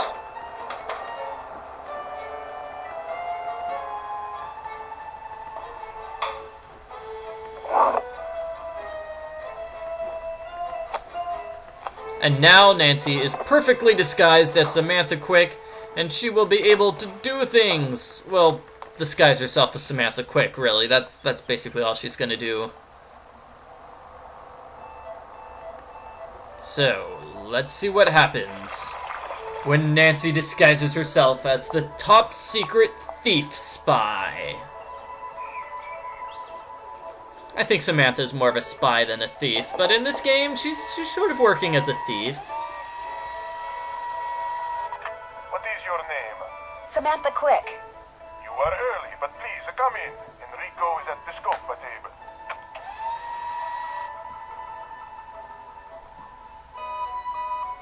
Ah, sono Enrico Tazza. Benvenuta a Venezia. I'm sorry, but if it's all right with you, I'd prefer to speak English. Of course, whatever you wish. What a pleasant surprise. I wasn't expecting you until after Carnevale. I know, but I just couldn't wait to get started. So, you're not only young and attractive, but enthusiastic as well. Tell me more about yourself, Samantha. Did you just call me attractive? That's creepy, Mask Man. I'd rather just get down to business. Because frankly, telling my life story to someone wearing a mask is just a little too freaky for me. I understand. Besides, having never met you before, I would have no way of knowing if what you tell me is a lie or the truth. I always wear the same costume for Carnevale. Why? Because I'm a very superstitious man. I believe that always doing things a certain way brings good fortune. For instance, I never discuss business with anyone unless and until that person beats me at the game of Scopa. Are you familiar with the game? So he wears a mask all the time, sort of like Minette did in Nancy Drew Danger by Design. This is Enrico, the bad guy who is dressed like like a like a one of the Carnivale characters. It just makes me feel, I don't know how to explain what's bothering me here, but yeah. So I mean, the criminal ring, they have the Phantom, they have an official thief.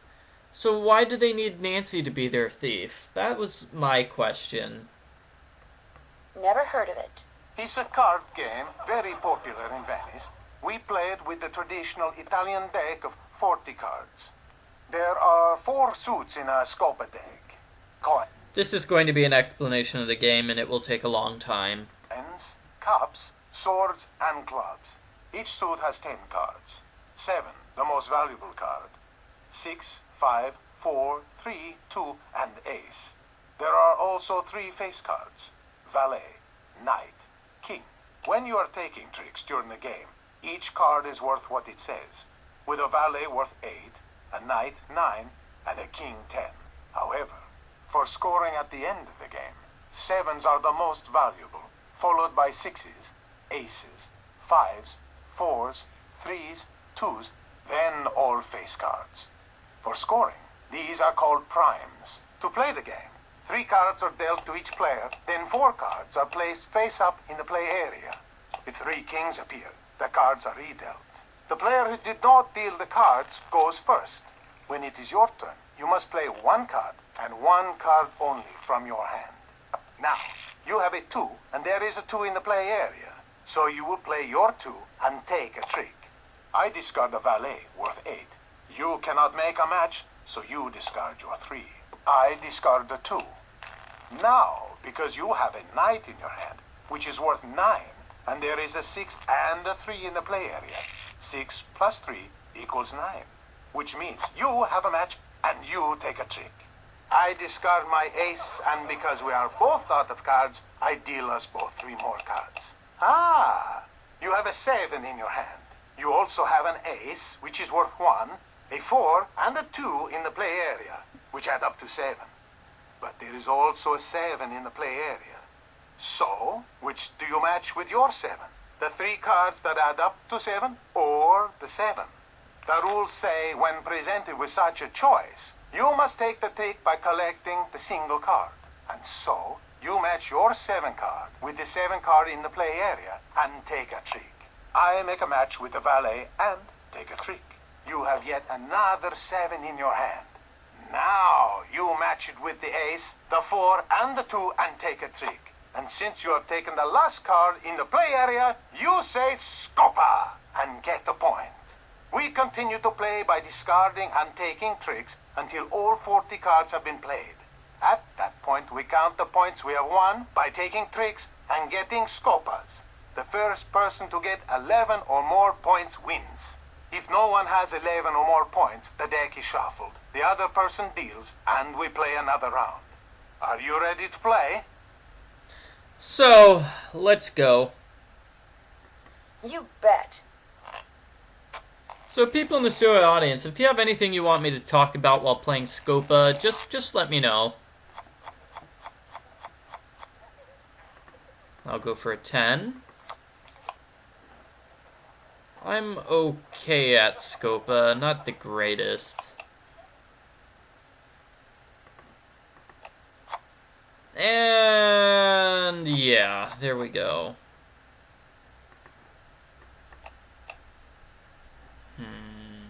Yes. 7, there we go.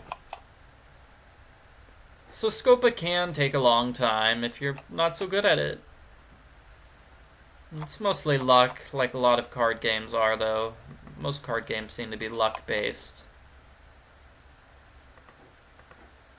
But the card coins are valuable, so my strategy is not to drop the card coins.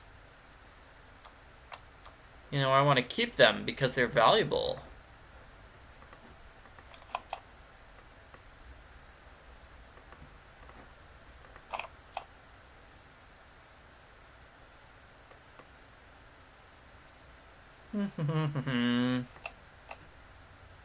No, people want me to talk about the Hunger Games, but I don't know. I've never seen the Hunger Games. I've been hungry, though, so does that count?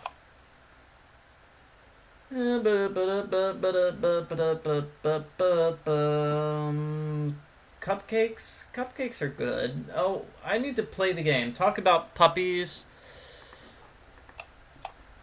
I have nothing to say about puppies. Sorry.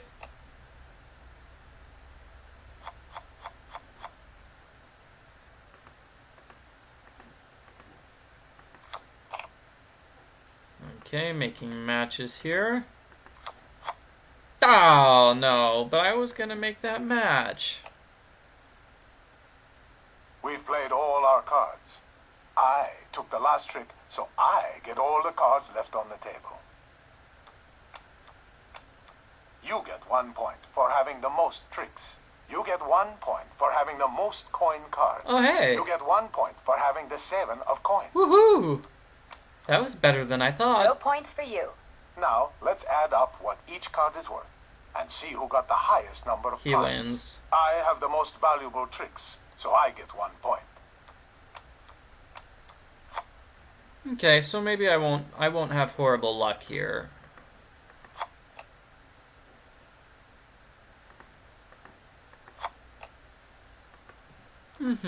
So Scopa can take forever, though. As you can see, it takes a while to get through any round of Scopa.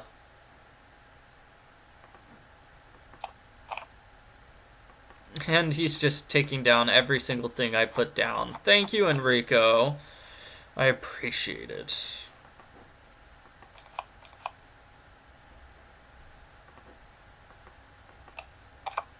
Oh.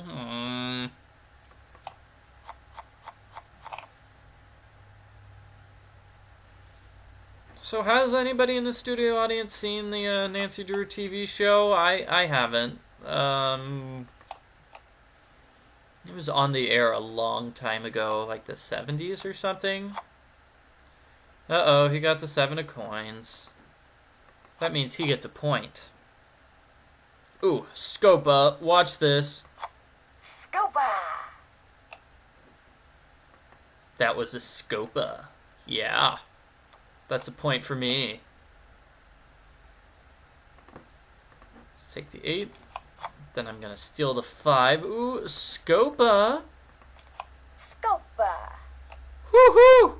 Oh, what's this? Ah, what a great Scopa! way to win the last round. Unfortunately, in this case, no point is given for a Scopa. What? No, I deserve a Scopa point. No points for me. What? Oh, I deserve a point. I get 1 point for having the most coin cards. I get 1 point for having the 7 of coins.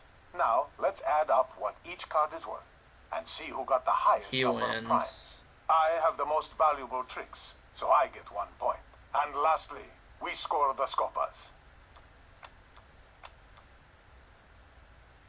Yeah, there are multiple... Oh, wait, what am I doing? Okay, we're playing again. Sorry, I got distracted by the people in the studio audience. I'm sorry, I keep getting distracted. 10 and 10. Not really anything else I can do with my other cards. These cards all here, they're rather high level cards. Do I get to go now? Okay, this is going to be an awesome 10. 3 cards, yeah. Oh, and you got the 8 of coins. Okay.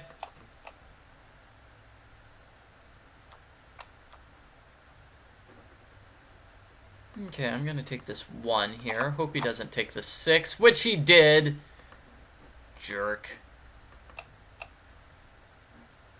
Now I have to put down my 6.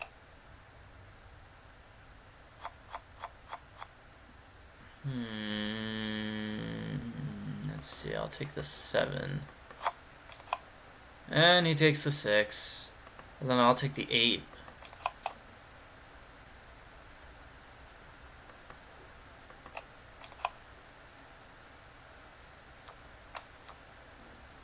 Ooh, Scopa, y'all ready for this? Scopa! Scopa! Oh wow, this is going well. I could possibly win this round of Scopa. Ooh, 7 of coins. I'm gonna steal that, because it's worth a point. Okay, put down, I'm gonna put down the 4. And he takes the 4. I took the See, last you were trick, supposed to so put down the I get all 2, the so I could cards get remaining 4 on plus the 2 table. equals 6, and I could steal it. You get 1 point for having the most coin cards. You get 1 point for having the 7 of coins. I get 1 point for having the most tricks. Now, let's add up what each card is worth and see who got the highest number of primes. You have the most valuable tricks, so you get 1 point. And lastly, we score the Scopas. Alright, I just need to get 2 more points and then I win. Isn't that nice? This has been a good round of Scopa. Okay, I'm putting down a 7 so I can get 8, 7, 1.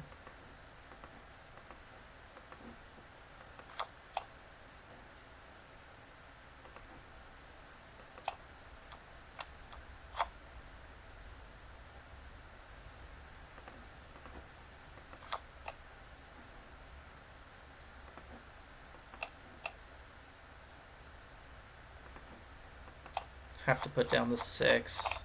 Oh no! Oh, right. He's going first this time around. And, yeah, now he's just stealing all the cards. He's gonna have an amazing come-from-behind victory.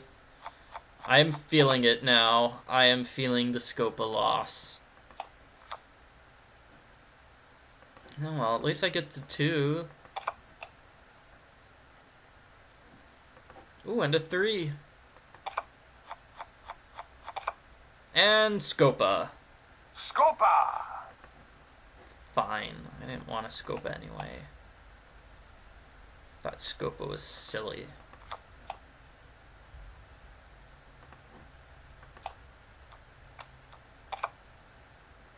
Ah! Scopa! Yes! Scopa's awesome. Scopa. Put down the 5, and then I'm gonna get the 8, 5, 3. You took the last Yes! so you get all the cards left on the table. No points for me. Oh. I get 1 point for having the most tricks. I get 1 point for having the most coin cards. I get 1 point for having the 7 of coins. Now, let's add up what each card is worth and see who got the highest number of primes. I have the most valuable tricks, so I get 1 point. And lastly, we score the Scopas. I get 1 point. Okay, so notice that we're tied now, and whoever gets a point in this next game, whoever gets more points in this next game automatically wins.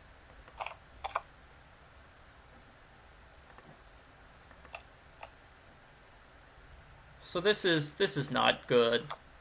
I need to just dominate this round. Otherwise, I'm gonna lose. Okay. 7. Ugh. Oh. No. At least I stopped him from getting the 7 of coins.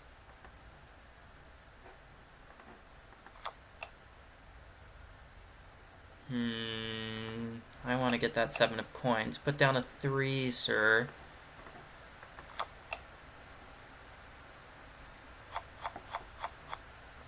Oh dear, okay.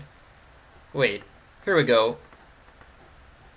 2 coin cards and a 7 of coins. Okay, guaranteed a point. Yes. Put down the 1. And he takes it immediately. Oh no. Stop, Enrico. Stop right there, Enrico. Nobody likes you.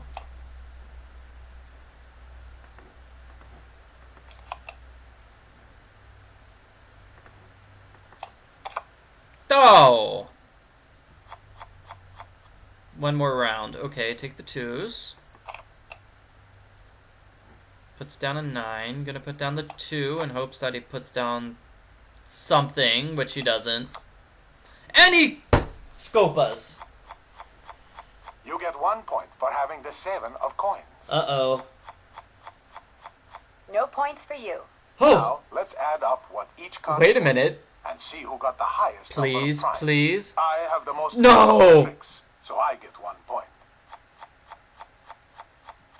We both got 1 point in that round, meaning we automatically go another round because we're tied. What is this madness? This is madness. This is crazy.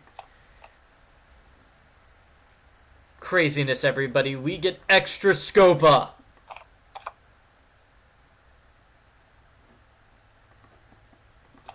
Sorry, people in the studio audience, for me, like, not paying attention to you. Just talking about Lord of the Rings and stuff. I haven't been watching the new Lord of the Rings movies, because recently, they split the book The Hobbit into 3 movies, which is weird. I would have split it into 2 movies, actually. You think they would have split Lord of the Rings, which is longer, into multiple movies, but no, they split the short book into multiple movies. They're being silly again, those movie makers. Ooh, this is going pretty well. Oh, see, if you dropped a 1 there, I could have like scoped. That would have been awesome. Putting down a 5. Oh, but I wanted to pick it up with my 5. I'm whiny. Okay, gonna win this round of Scopa, because otherwise we're gonna be forced to sit through another huge game of Scopa. Okay, putting down the 2 so I can get 1, 2, 3, but I can't because he picked up the 1. I took the last trick, so I get all the cards remaining on the table. You get 1 point for having the most tricks. Good. You get 1 point for having the 7 of Yes.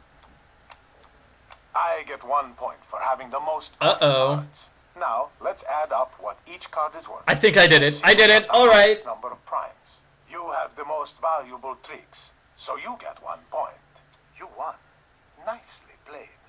And because you beat me, we can finally talk business.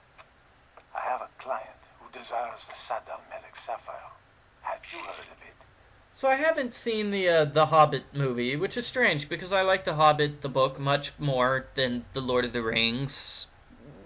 You know, just me, I kind of like that one. It was more of an adventure, where Lord of the Rings was confusing and had lots of characters. Ooba-dooba-doo. Of course. The Saddam Melek is said to be the largest and most beautiful star sapphire in all of Europe. As you probably know, its current owner is a man named Vladimir Thanatos, who keeps it at the Palazzo Zateri, guarded by one of the most sophisticated security systems ever devised. Even someone with your youthful energy and talent will find stealing it a challenge. Which is why I suggest you contact Gina as soon as possible. So you'll notice it took me 15 minutes to get through 1 game of Scopa. It's very good I did not lose. Gina? Who's Gina? You Americans and your sense of humor. Gina who? You are a hoot, Samantha. But now, back to business. Contact Gina soon. The more time you give her, the more details on the system she will be able to give you. There, business is over. Back to pleasure. Do you have time for another game of Scopa? No, don't you No, have a I job better or get going. something? Good luck, Samantha. As soon as you have the sapphire, bring it to me. Creepy guy with creepy mask and creepiness and creepy, creepy.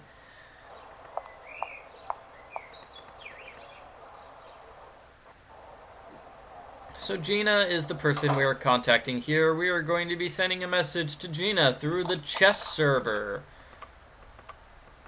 This is going to somewhat follow the chess book, which I did not actually pick up, but the chess book is at the kiosk near the ATM. It talks about Krollmeister notation for chess.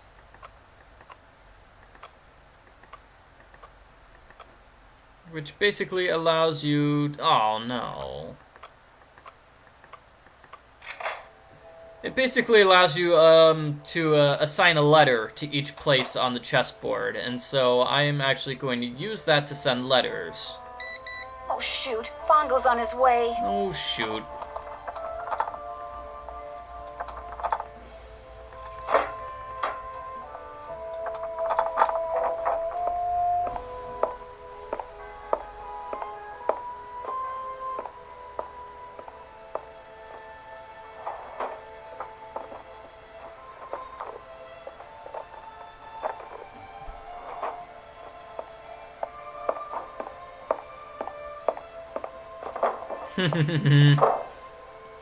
So funny how Fongo is so close to the cabinet when he's taking something from these cabinets so far away from the cabinet.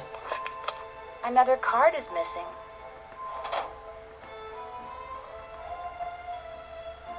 Where am I? I am here. I'm going here, Nancy. Over here. Oh, is this the chocolate thing? Yeah, this is the chocolate code. So the code was Copasafe? Copasafe was the message that somebody was sending to Il Dottore.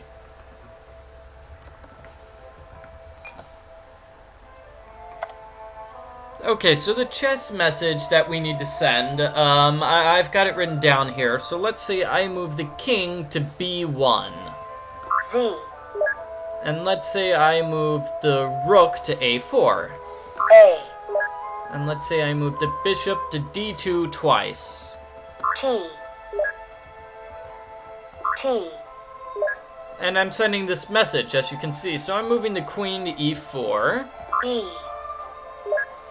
Then the king to B2. R. It doesn't matter which piece you send. What matters is the place where you send the piece to. And let's go with the other one. Knight to E4. E. And she says, hey, recycling bin tomorrow. So that means I need to go tomorrow to the recycling bin. Pretty cool, clever thingy, huh? Right? Oh, everybody's just talking about the Hunger Games. Okay, I'll ignore you people in the studio audience then. I'll just play Nancy Drew, because that's what I'm doing here. Nancy Drew.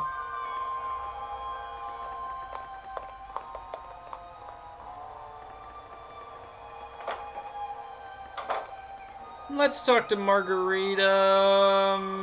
No, we can talk to her again. I was thinking, wait, do we talk to her? Is this the last time we can talk to her, or no? Let's talk to Colin. Hello, Nancy. What's wrong? The person who left me those bad sausages. It was you after all. No, it wasn't. I told you before. The handwriting on the note they came with matches the note I found in that book on religious relics. The one that belongs to you. All right, yes, it was me. But I had no idea those sausages were tainted. I just thought you might like them. I tried to lie my way out of it because I couldn't bear for you to know that I made such a ghastly mistake. But before you write me off as a feckless liar and an utter fool, just know that I am truly sorry. Causing you to be miserable was absolutely the last thing I wanted to do. Well, I'm fine now, and everyone makes mistakes, so apology accepted. But I'm still kind of mad that you lied to me. I don't blame you one iota, but I'll make it up to you. I don't know how yet, but I will. I promise. While I was looking through your book on religious relics, I noticed you made an appointment to see that chalice the Phantom just stole. The chalice of Saint Gervase? That's right, I did. As a mosaicist, I'm always interested in seeing how stones and jewels are inlaid in metal, so I arranged to see it outside its case. Magnificent piece of work. My timing was magnificent as well. 2 nights later, it was stolen. How's that for coincidence? I'll let you get back to work. Cheerio! Coincidence? Or is he the Phantom of Venice? Dun dun dun. Sleepy time. Think I'll grab a little shut-eye. Good night.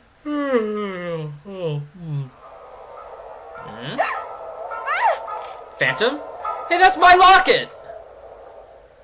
The Phantom! Oh, that's Helena! Sorry, I got confused by the green mask. Hey! Give that back, Phantom! Fan! Your locket's gone. no, he took it. Phantom! Phantom strikes again, and the monitor was tossed from the 8th floor office building. Oh And the my. police found nothing?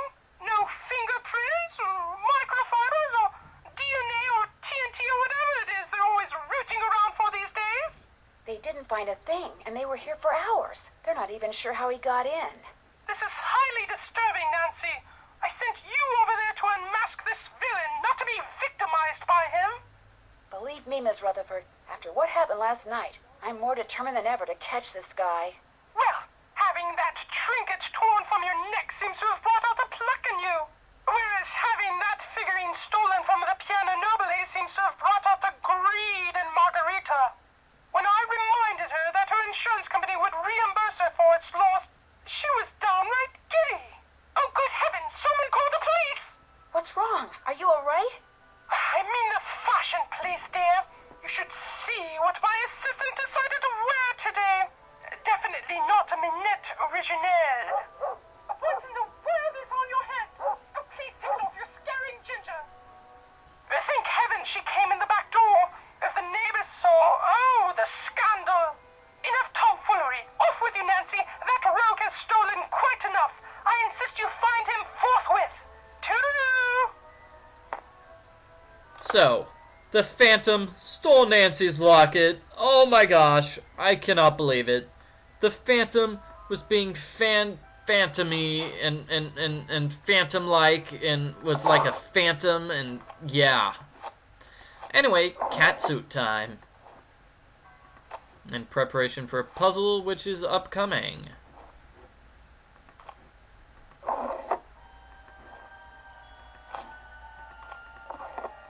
Yeah, so I'm saving myself time so I don't have to go back and switch into the catsuit again.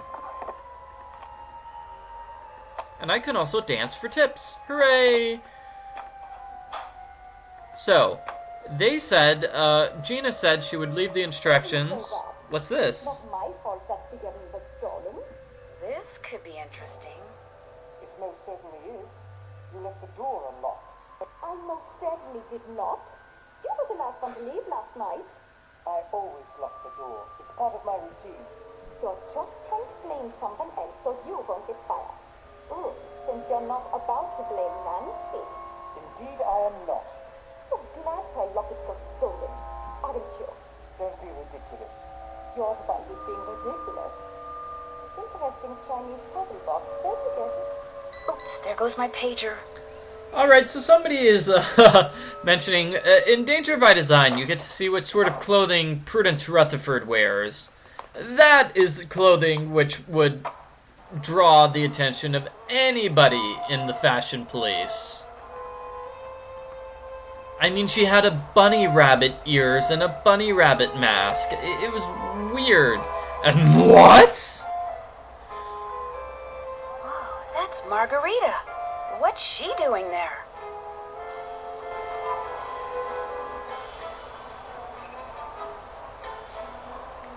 She is arguing with Fongo. Fongo's all, sorry, I cannot help you. And then she just goes away. Oh, angry Margarita. Wait, what's this? Scopa card? One of his Scopa cards? Huh. Weird. Anyway, what are we doing now? We are going over here. We're going to pick up the thing that the thieves left at the market. Right. Yes, and Prudence Rutherford did have a pineapple purse in the previous game.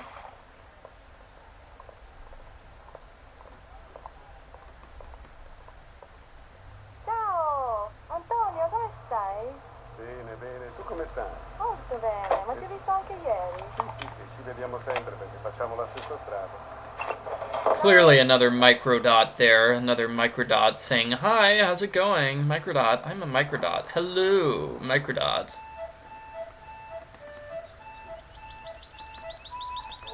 Oh, I don't have any money. So Luigi, the guy who does it for free, is obviously going to be my main man here.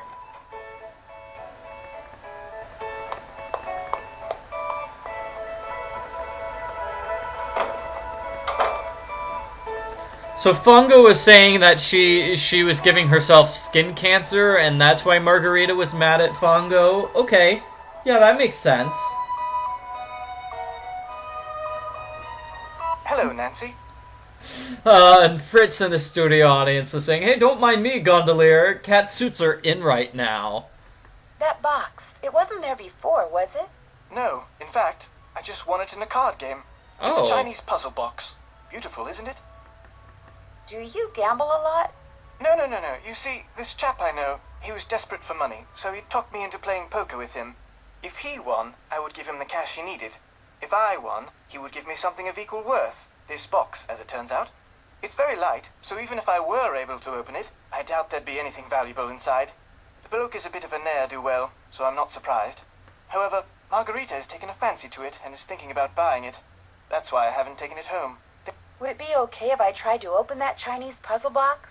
I'd love for you to have a go at it, but it seems a bit fragile, and until Margarita makes up her mind about buying it, I'd rather no one muck around with it. Sorry. I need to get going. Cheerio! Yes, cat suits are definitely in for the spring. Uh-oh. Oh no! Microscope is broken. Uh-oh. Your microscope isn't working. I can't see anything. It was working fine a minute ago. How could you break it, Nancy? Something so vital to my work, so critical. How could you be so careless? Whoa! Freak out! Freak out, Colin. Freak out! I'm pretty sure it's just a burned out bulb. Oh. Well, I'll just have to find you another one. In the meantime, why don't you have a go at the mosaic? Use the tesserae from that bin and create a mosaic that looks just like that photograph. With any luck, by the time you finish that, I'll have found us another bulb. So the person he got the puzzle box from is actually the Phantom of Venice by huge coincidence, and Colin just doesn't know that he's palling around with the Phantom of Venice. Colin, seriously. Or should I say Justin, because his name is Justin, because that's his name. So this is another longish puzzle, and this is a puzzle I've never been able to get correct, which makes me sad. So I'm actually going to save at the end of this to actually see if I got it correct, because if I got it correct, I'm going to be happy. But at the end of this game, we have outtakes. I believe that is the first time in the Nancy Drew series we have silly little outtakes at the end of the game. And the number of outtakes you see depends on how many awards you get. And one of the awards is actually getting this puzzle solved correctly. So I've never been able to see the outtake, which is the one you get for solving this puzzle correctly. So that's why I'm going to save my game there. Just in case I get super lucky this time around and I manage to get that outtake. For the first time in forever, I got an outtake. So you people in the studio audience, have fun watching me do this. Amuse yourselves. I'm probably going to be focused on this, too focused on this to pay attention to what you're saying. Although I am interested in what you're saying, I'm busy with this Tessera challenge. So once again, Nancy is being forced to do other people's chores for them. Ugh.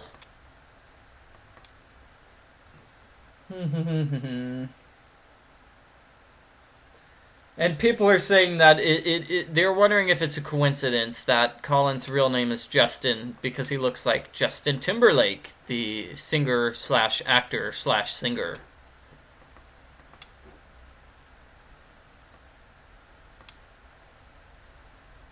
So this is what Colin does for a living. And this is like the highlight of his life is I adore the shade of crimson. Such beauty, such artistry. Oh, crimson.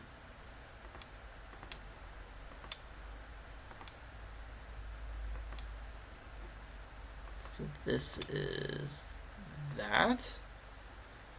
Okay, and looks like we have some blues here.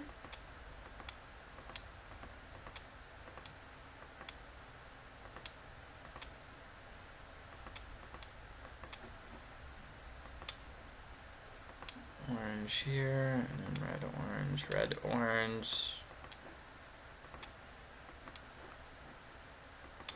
So I imagine we'll get to see some outtakes at the end of this video, just not all the outtakes, because I doubt I'll get the outtake which is tied to solving this puzzle correctly.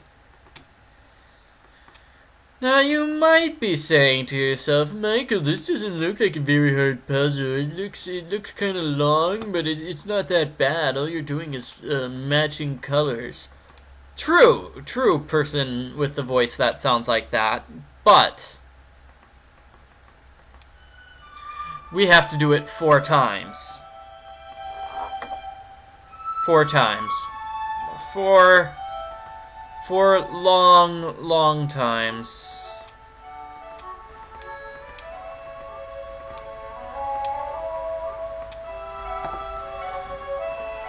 So let's keep going. Oh, and people are talking about love triangles. There are love triangles. Oh boy. So yeah, Colin apparently only has 10 different colors of tesserae that he's been looking at this entire time.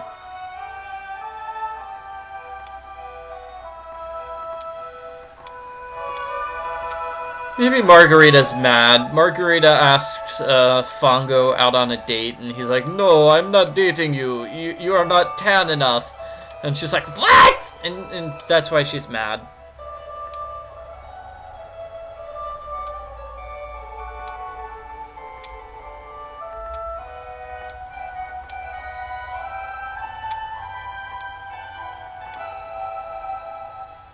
Nice music. It's very nice.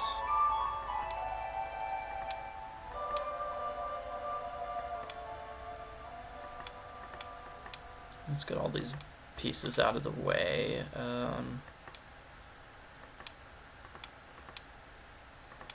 Alright.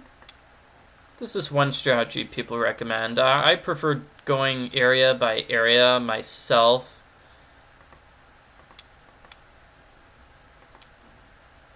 But some people recommend filling in all of the colors, all of one color, so like do all the reds first and then all the blues next. That's one recommended strategy.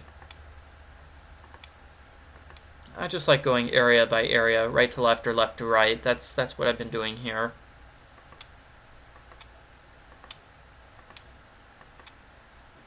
Oh, put a piece down in the wrong spot. Now the game does allow you some margin for error. I mean, it allows you, even if you make mistakes, it will say, close enough. Close enough, which is very gracious of the game. Thank you very much, Nancy Drew, Phantom of Venice.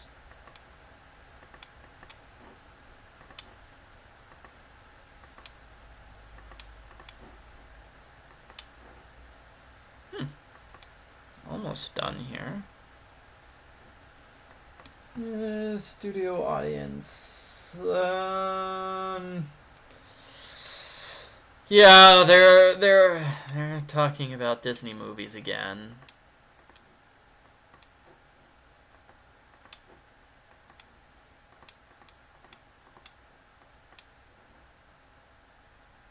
So this is somewhat difficult. 1, 2, 1, 1, and then these are all going to be spaces. That there, that there, that there, that there, and that there.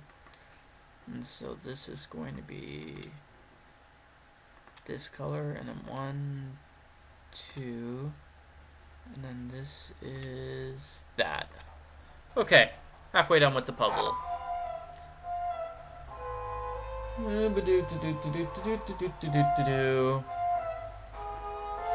this is the easy one. I like this. Everything's in a nice line. Yay! Half the board gets filled out. Well, not half the board, but a good portion of the board.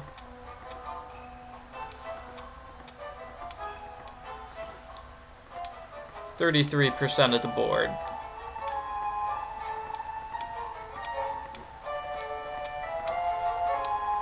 Oh.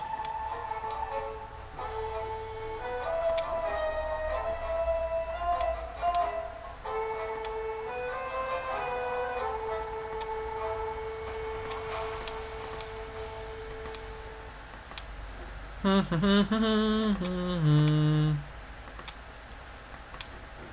now let's get all these gray pieces out of the way.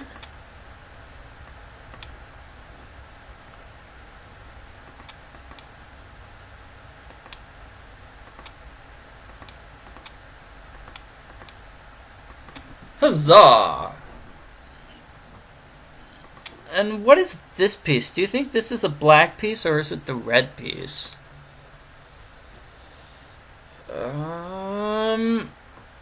I guess that was a red piece.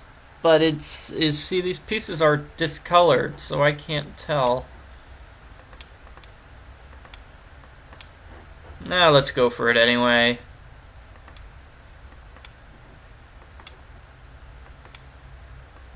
I've never been able to get this puzzle perfect in like the 6 times I've tried it, and it's a very long puzzle, so I was all,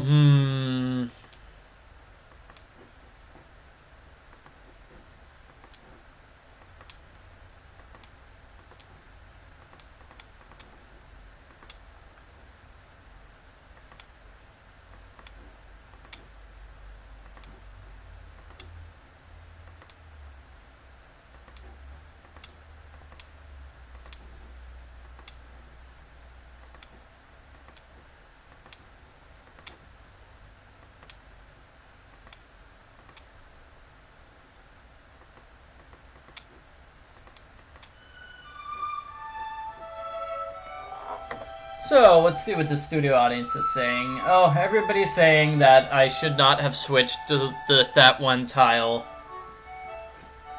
Oh well.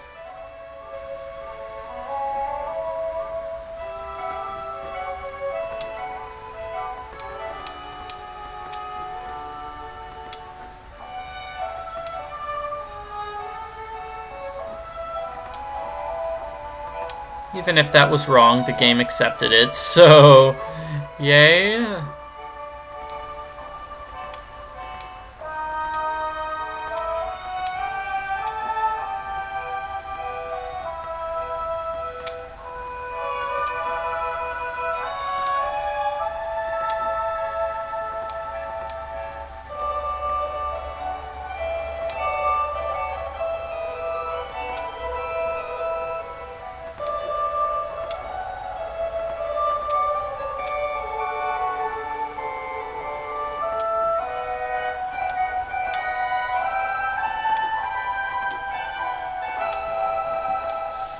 So I have a feeling this was intentionally a sort of long and boring puzzle.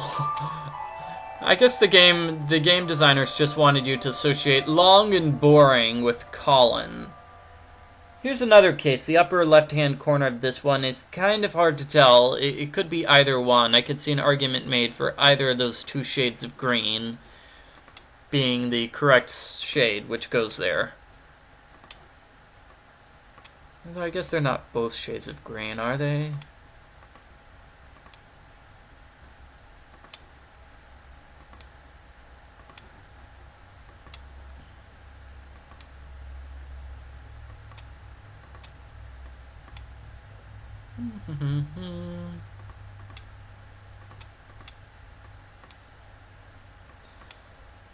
Oh man. Okay. Gonna finish soon.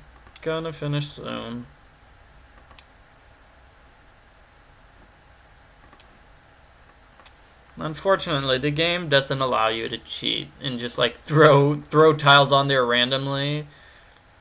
I did try that once. Just make everything the blue tile. Doesn't work. The game's like, try again, Nancy.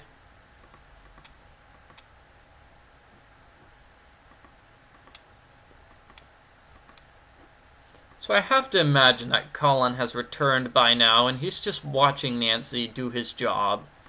He's all, oh, look at her. Oh, masterful. I adore that shade of crimson.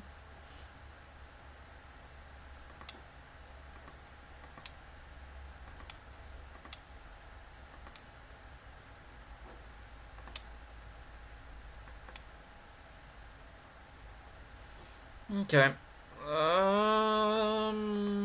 Not much longer now. Let's do this left-hand side thing.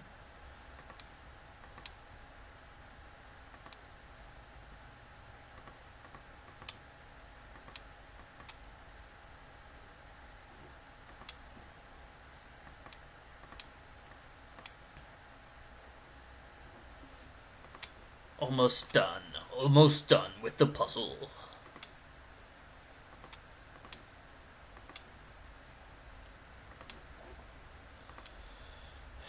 That one there.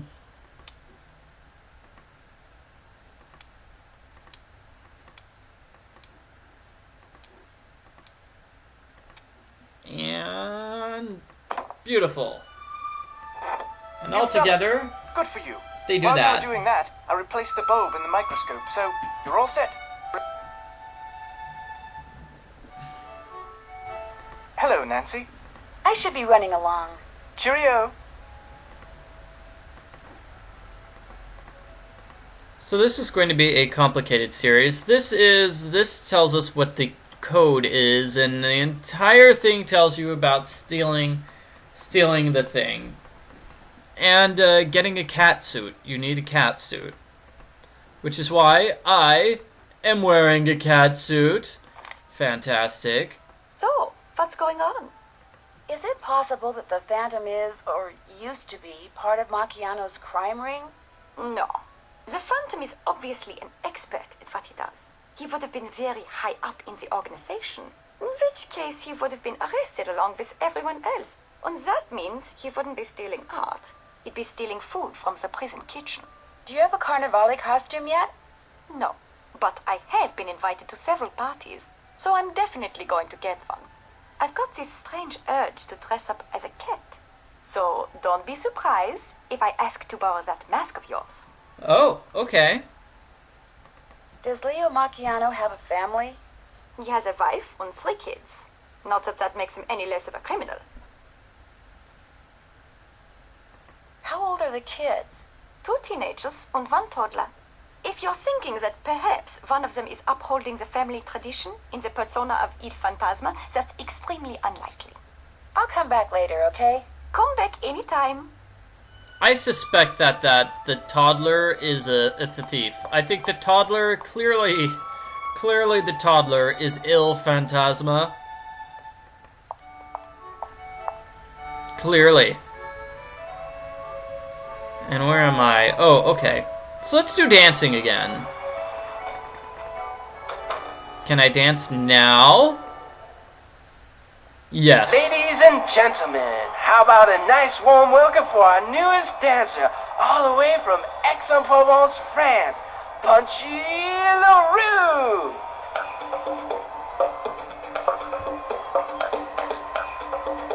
I like this music.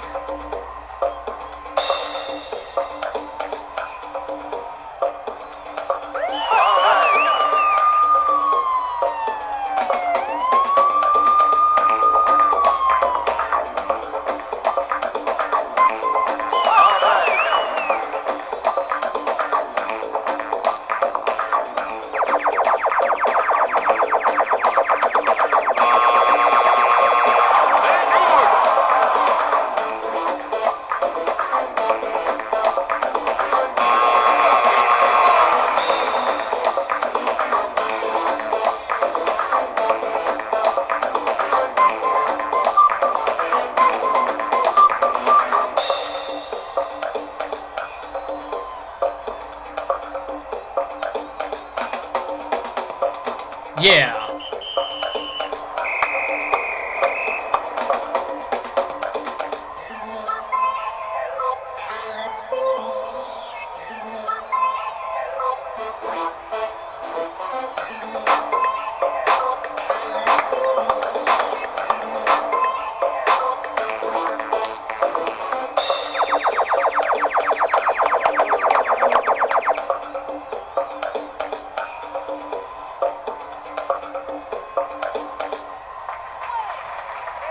Thank you. Ciao, Punchy. Here's your tips. I got €8 for dancing. Okay, so people like the dancing. Yay. Yeah, oh well. Seriously though, Nancy. I'm sure if you asked politely, your dad would give you some money. So the cat suit, just by huge coincidence, also happens to be a thermal suit, which means she doesn't give off any body heat while she's wearing the suit. So that will allow her to break into this area and steal the stuff. Now the password, according to the microdot, was 1, 2, 3, 4, 5, 6. And now for another puzzle, which is maybe sort of long, but we'll do it anyway. The puzzle is not to get caught by robots. These are robots. That's what those things are. They're prowling the area looking for thieves like Nancy. So if you get caught by a robot, it's all over for you, Detective Drew.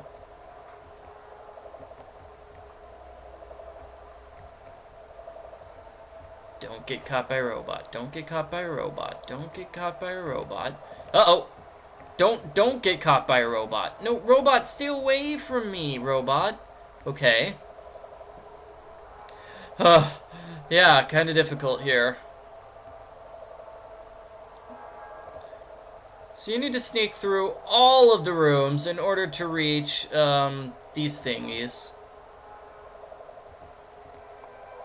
There are 4 of them, 1 in each corner.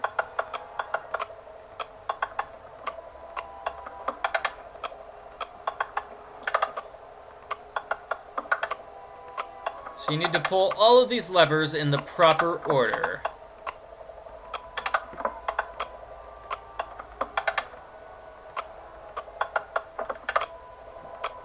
Okay, there we go.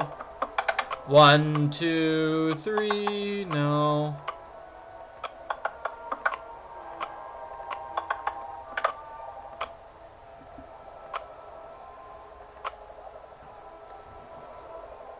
So some people are saying that Nancy looks kind of fat in the cat suit. I don't think she looks that fat. I don't think she looks fat at all. And Nancy's true calling is a thief.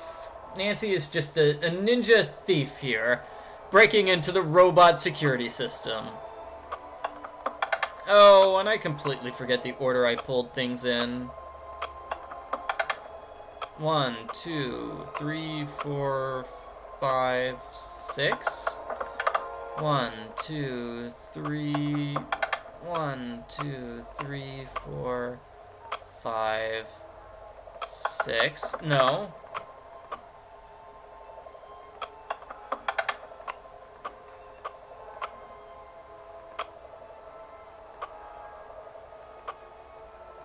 There we go. So yes, somebody is asking if this puzzle changes every time. The puzzle, yeah. The puzzle of pulling the levers changes every single time. If I was to back away and restart the puzzle, it would change. If I were to do that, not if I was. Sorry about that, bad grammar.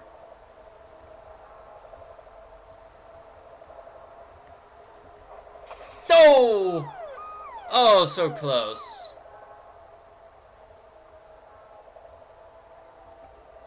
Oh, not so close.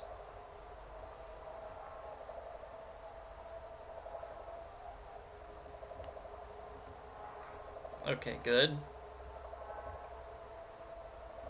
And Nancy, why can't you go left? Right, I mean.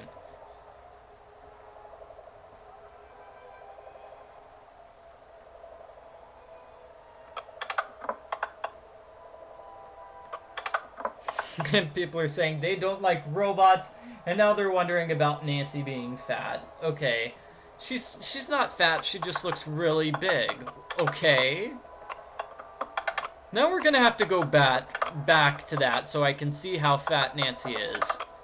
But like I said, okay, this is number 1. If I back away from the puzzle and restart it, it's no longer number 1. So it does change every single time. And getting this puzzle correct is mostly a matter of luck.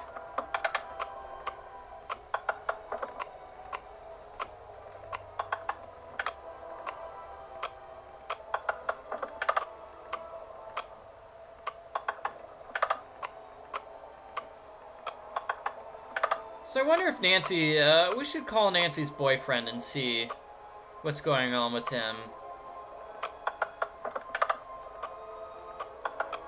I just want to see if Nancy will tell him that she's dancing for rich Italian people in a hot cat suit. Nancy, could you bring the cat suit with you when you come back home from Italy? Well, sure, Ned, but why would you want me to do that? Just wondering, Nance, that's all.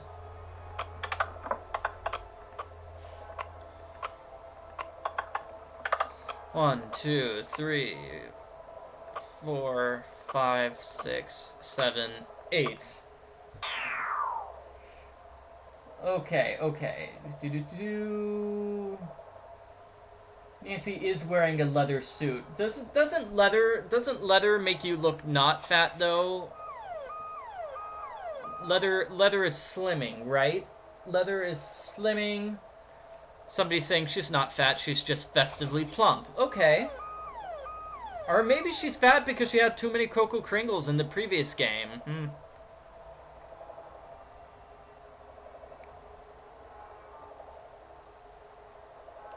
Well, I mean, here Nancy looks kind of fat. I can't believe we're talking about this. Who brought this up? It wasn't me. But when she's walking around, when we have the overhead shot, she looks... I'd say she looks a little wide here in the overhead shot. Also, it sort of looks like she's... I don't know, like her back is sticking out a little bit more than I think a normal person would if you had an overhead shot of a normal person. But yeah, they make her a little bit wider than a normal person would be here, so she's the exact same width as the tiles that she's walking across. Otherwise, it would be kind of confusing to know whether she's going up, down, left, right, or whatever. So her proportions... She kind of has to have the exact correct proportions so that she's as wide as she is tall, like the squares are, because the squares are all squarey.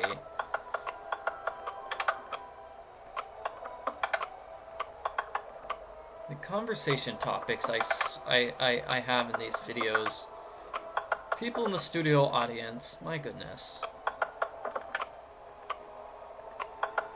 1, 2, 3. Yay, 4. 1, 2, 3, 4. 1, 2, 3, 4. 1, 2, 3, 4. 4.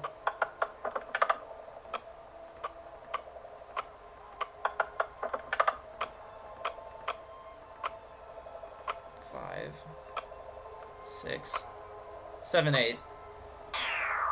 Okay, so people are talking. They're saying leather is bulky. Let me read some of these comments. They think Nancy and Ned should get together and plan a crime together. Somebody's saying Bess is pleasantly plump. Yes, that is how she's generally described. I recently read this book Nancy drew, Mystery at Tornado Alley. The 20, whatever you call it, Trail of the Twister is based off that book. And that book, Bess is basically just a walking fat joke. They make way too many jokes about Bess being fat and loving pie. That's the main joke of the book is, haha, Bess is fat. Oh! Oh dear. Okay, so somebody is saying leather is bulky. Did I mention that? They're saying Nancy's not a turkey. People are saying leather is hot. It is hot wearing leather, but Nancy's not inside, right? I mean, she's inside. She's not out in the sun. She's not tanning like Margarita, so the leather shouldn't be too hot for her. And people are mentioning that maybe Nancy is hunched over. Another person saying this puzzle is sort of like Pac-Man, which I guess it's sort of like.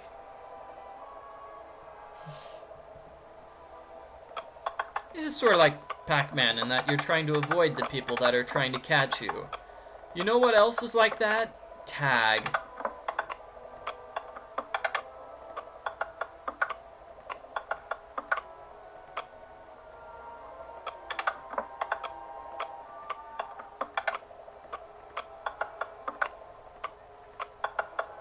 I heard there are some schools which are trying to ban tag because they feel tag is an unfair game. It makes people feel bad when they lose. I'm like, what? What? Tag is a fun game. I like playing tag. You have to run and catch other people. I like freeze tag. What's better, tag or freeze tag? I think freeze tag is only good if you have a large group. So if there are like 3 people playing freeze tag, it's not as fun. So here's a question. What else is being stored inside this warehouse besides this crazy expensive sapphire? Because it looks like we have balloons or something here. Like in those open crates, balloons. Water balloons. And as you might notice, the color on the robot indicates how quickly the robot moves. What are the red things here? There are like red things, all sorts of red containers, and the open ones have yellow stuff on it. So does that mean... I don't know what they are. Oh, and here we just have like dynamite? Oh. Oh dear.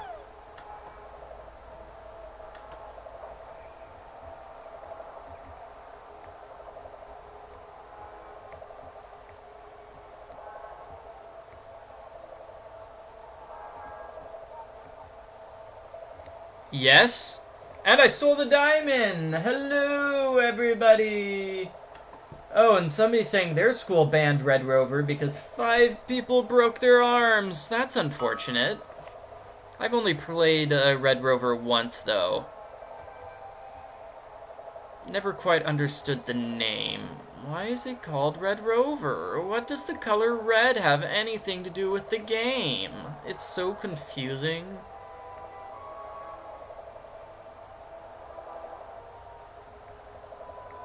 Yeah, schools often like to ban sports, I've noticed. I wouldn't be surprised if like a school tried to ban something like hopscotch because one person accidentally slipped and fell.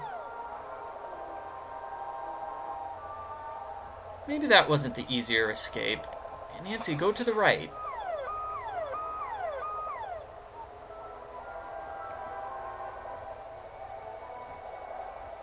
Nancy, you thief!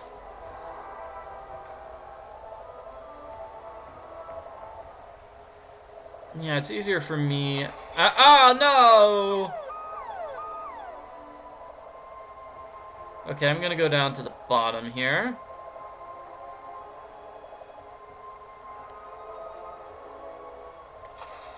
Oh!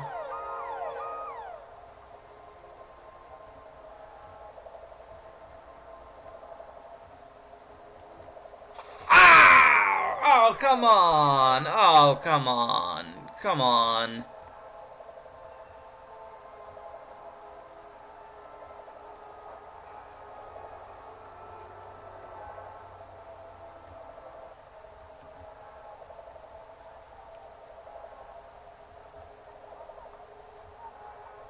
And declare exit. And here we have tires. He's storing tires here. Okay, so Nancy escaped. She escaped with the diamond, or the sapphire. And let's give it to Enrico Taza.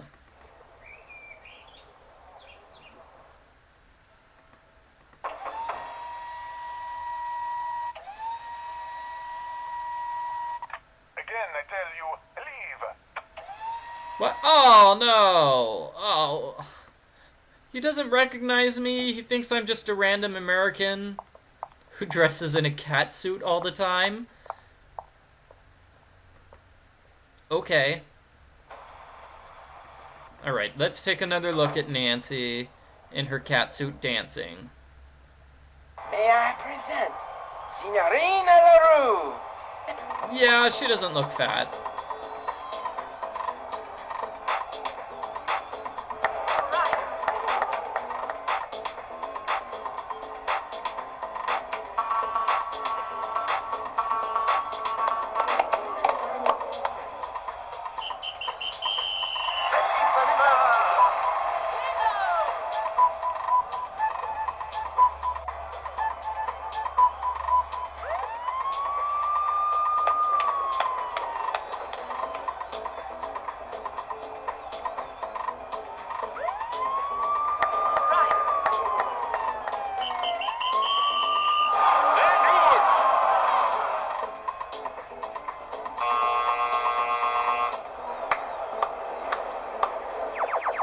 One person clapping.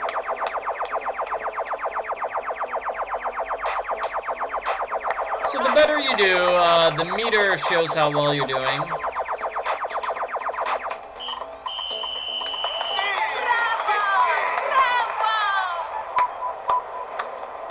And if you fill up your meter all the way, you get more money. I only got 4 that time. Let's dance again. But seriously, yes, where did they find those dance moves? Yes. Here she is, Punchy LaRue. More of Nancy in a catsuit.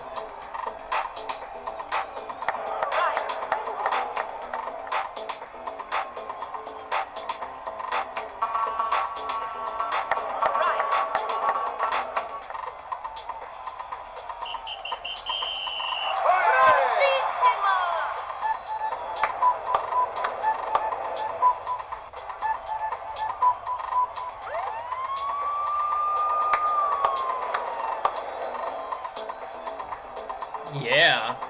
Dancing.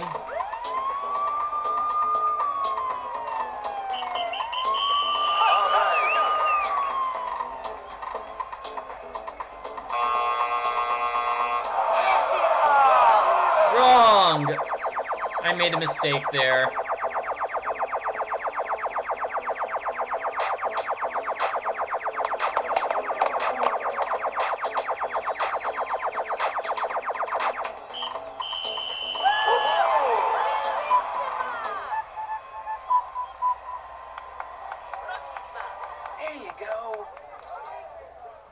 Okay, that was better. Okay, no more catsuit dancing. Nancy's turning back into Samantha Quick.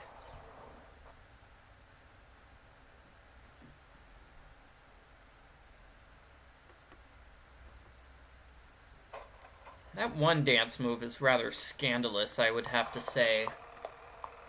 The laser, the purple one looked kind of scandalous. I don't think my girlfriend would approve of me playing a game like that.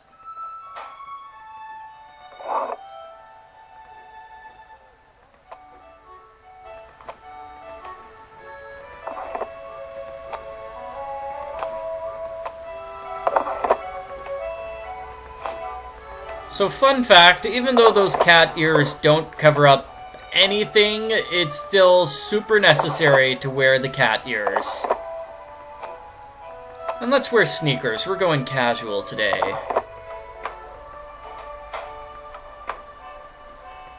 I need to answer the phone. Oh, phone call. This is Margarita. Hello? Don't ever do that again. What? Do what again? Who is this? There's only one of me. I like it that way. It's going to stay that way. Samantha? Do what you have to do for Tatsa. But after that, the charade ends. Got that, sister? But who are you? Where are you? How did you know it was me? Good question. Too bad I'm not going to answer them. Just finish up and go back to River Heights, Nancy. Oh, and say hi to Ned for me.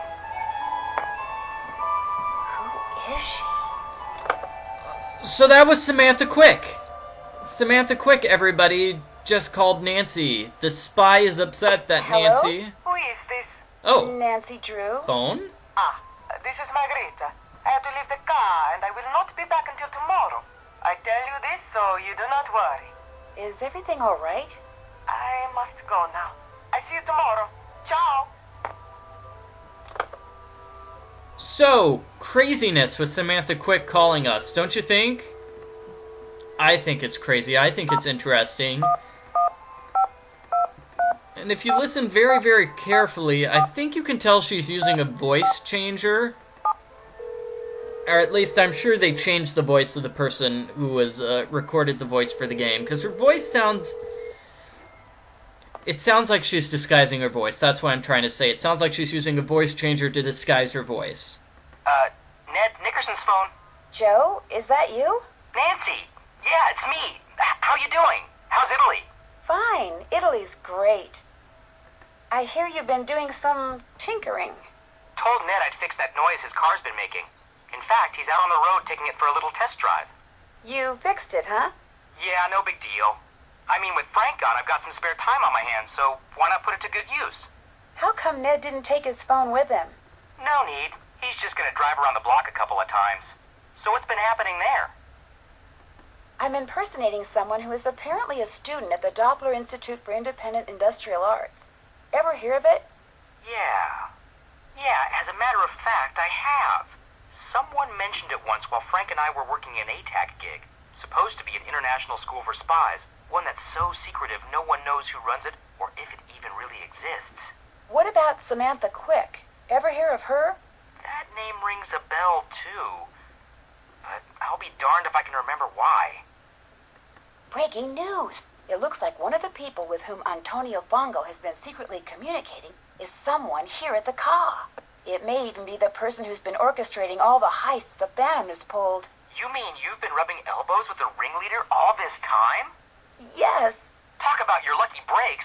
So what's your next move? The GDIF wants me to plant bugs on everyone at the Ca.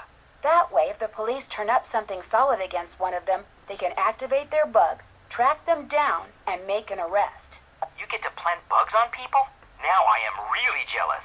While I was watching Fongo, guess who showed up in his office? I give. Margarita. The woman who owns the place you're staying at? That's the one. They had a big, huge argument. Then she left. That's interesting. Could you tell what they were arguing about? Unfortunately, no. But she could be the person Fongo's been communicating with here at the Ca. You could always ask her why she was there. Yeah, and she could always lie. Nothing ventured, nothing gained. Time to get back to work. I'll tell Ned you called and fill him in on everything. See you, Nance. Bye, Joe.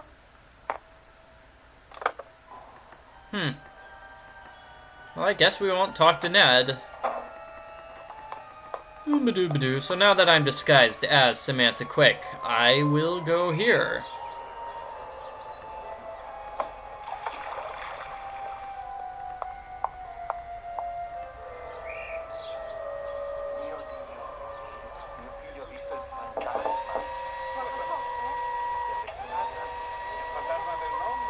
Please, come in. Enrico is at the stoppa table.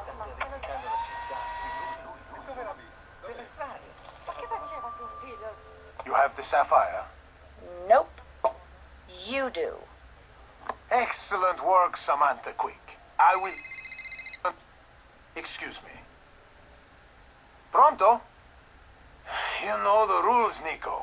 I cannot tell you what your next target is. You keep a list in that Chinese puzzle box, no? When you shake it, that compartment opens up. Nico, no. How could you have lost it? Never mind. Go to the Capitano and get him to tell you. And when you go after the target, do not wear that costume. You are trying Il Dottore's patience. Okay, ciao. Where were we? Ah, your fee. Unfortunately, that is business, which means we cannot discuss it until you have once again beaten me in a game of Scopa. So, Scopa. And people are talking about who the culprit is. The culprit The culprit is clearly the pigeon. I thought we went over this. The culprit is the pigeon. That was a suspicious pigeon-like culprit. There's Samantha Quick. No, Samantha Quick's not the culprit. She's just somebody you talk to over the phone. But it would be cool if she was the culprit. That'd be all culprit-tastic. Oh no, he got the 7 of coins. Oh. Yeah, he's winning.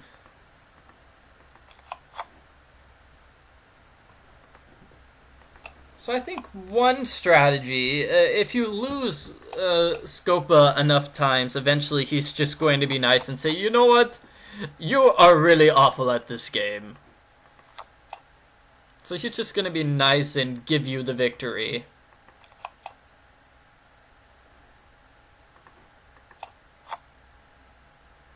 So one strategy could be just trying to lose on purpose. Probably not the smartest strategy ever. Man, this game is going to him. Yeah, the toddler could be the person who is the culprit. Yeah, I forgot about the toddler. Suspicious toddler. And it's very interesting, very convenient that when Nico calls, he just happens to talk in English.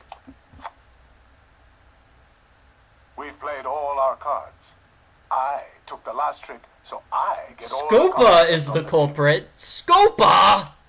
No points for me. I thought Scopa was the culprit. I get 1 point for having the most tricks. Yes. I get 1 point. Now it goes on the list of everything that gives him more I get 1 points. point for having the 7 of coins. Now, let's add up what each card is worth and see who got the highest number of primes. I get the have the points. most valuable tricks, so I get 1 point. At least there were no Scopas, so he didn't get that many points. Oh, come on. Seriously?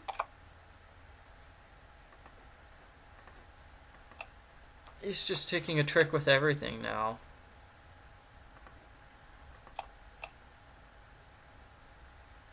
Aha, here we go. This is a trick.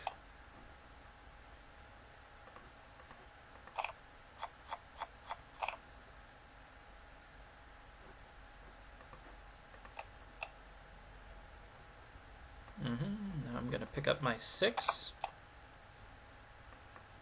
8 and 2, yes.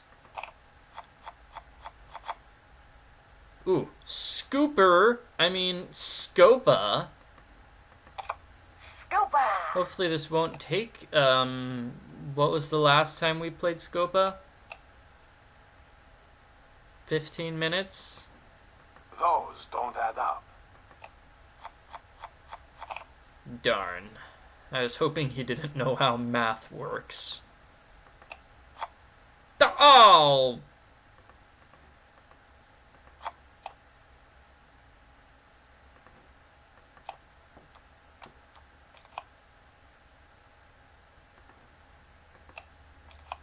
No. Scopa!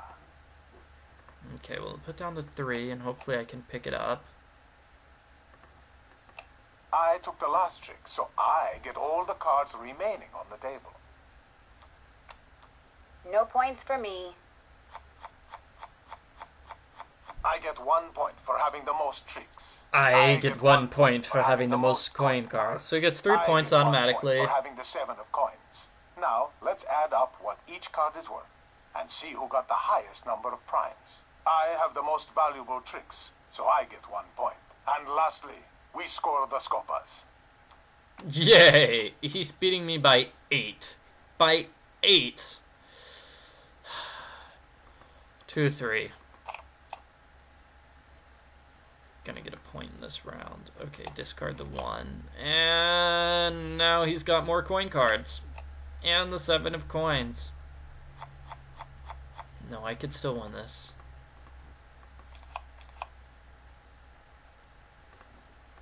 At this point, it probably might be faster to just take this round for granted. Just take it as a loss. Aha. Yes.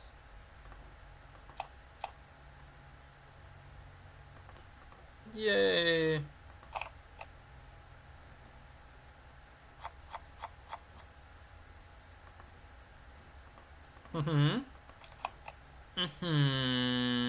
Yeah.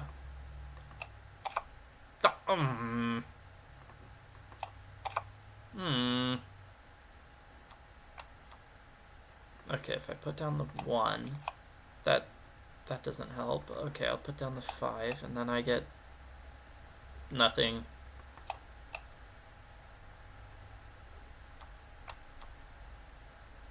Six and 6. I'm gonna put down another 6. And 8.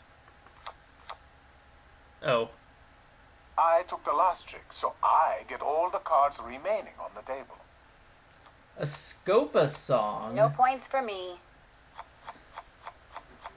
I get 1 point for having the most. So somebody's saying I can restart the game? How do you restart the game? I get 1 point for having the 7 of coins. No. Now, let's add up what each card is worth and see who got the highest number of primes. You did. I have the most valuable tricks, so I get 1 point.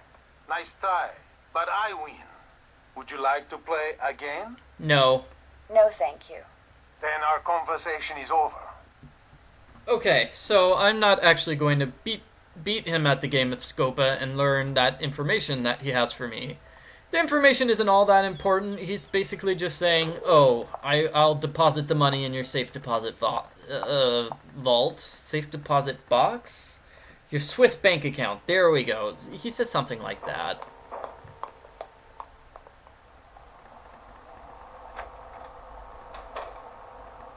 And Colin is conveniently gone, so we can take his Chinese puzzle box.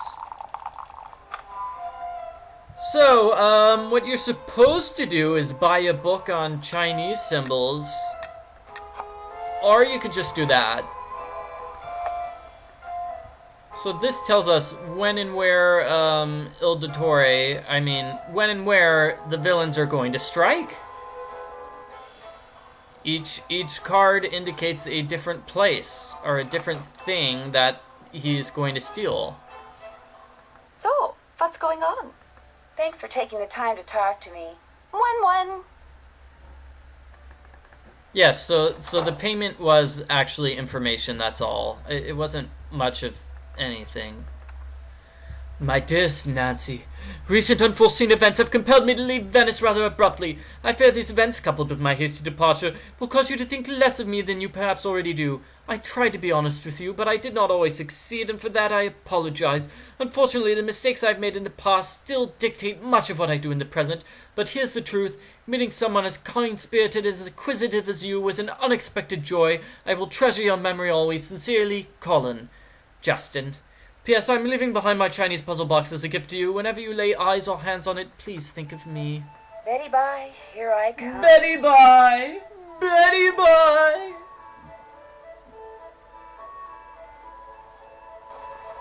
Betty bye! It's Betty bye time for Nancy. Betty bye. Ooh, and convenient thing, Fongo is in his office. He's in his office. No one's there. I must have just missed him. Oh, never mind. Well, he was in his office grabbing one of those cards, the card which says where they're going to attack next. So Nancy's going to use this information in order to figure out where he's actually going to send the Phantom next. Convenient, right? And let's change outfits.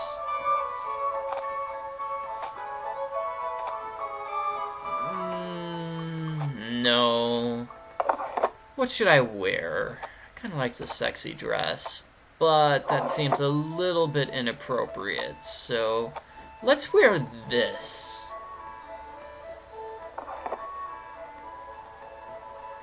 What is going on? Here. Binoculars go away. I'm trying to dress up Nancy now. We're playing dress up now.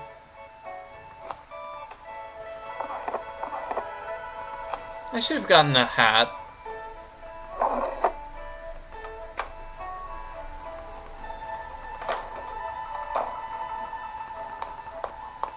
And Margarita. We need to talk to Margarita. I see you have recovered from having that locket ripped from your neck. That is what happens when one leaves a door unlocked after one has been told not to. I didn't leave it unlocked. I'm positive. What do you need from me?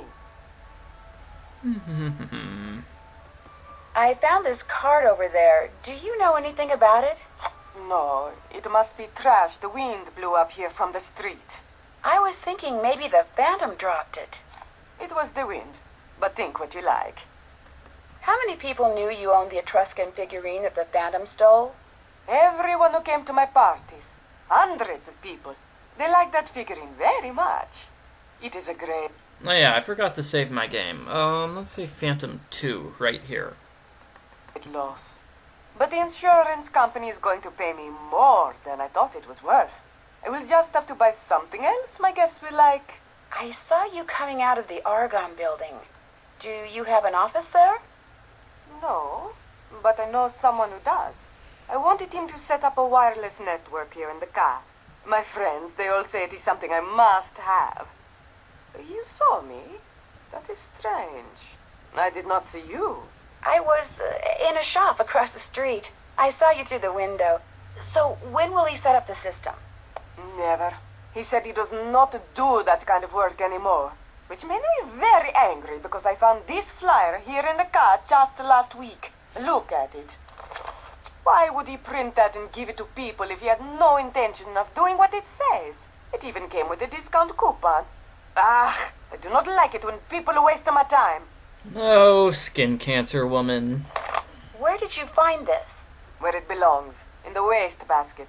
I was not emptying it, I just saw it from across the room. So it's all right if I keep this? Senz'altro. That is all you wanted to ask me? Why are you checking out a waste paper basket from across the room? It looks like Colin just suddenly up and left. I know. I just found out that instead of using the cheapest material he could find to do my renovations like he said he would, he used the best. I just got the bills. It is going to cost me a fortune. He left so he would not have to face me, the coward. I did not want him to use cheap materials, of course. Ci mancherebbe altro. I am just angry that he lied to me. Of course. Will you be dressing up in a costume for Carnevale? Altro che. I have fallen in love with Commedia dell'arte. So this year I will dress up as my favorite character, the big-nosed, nasty Pulcinella.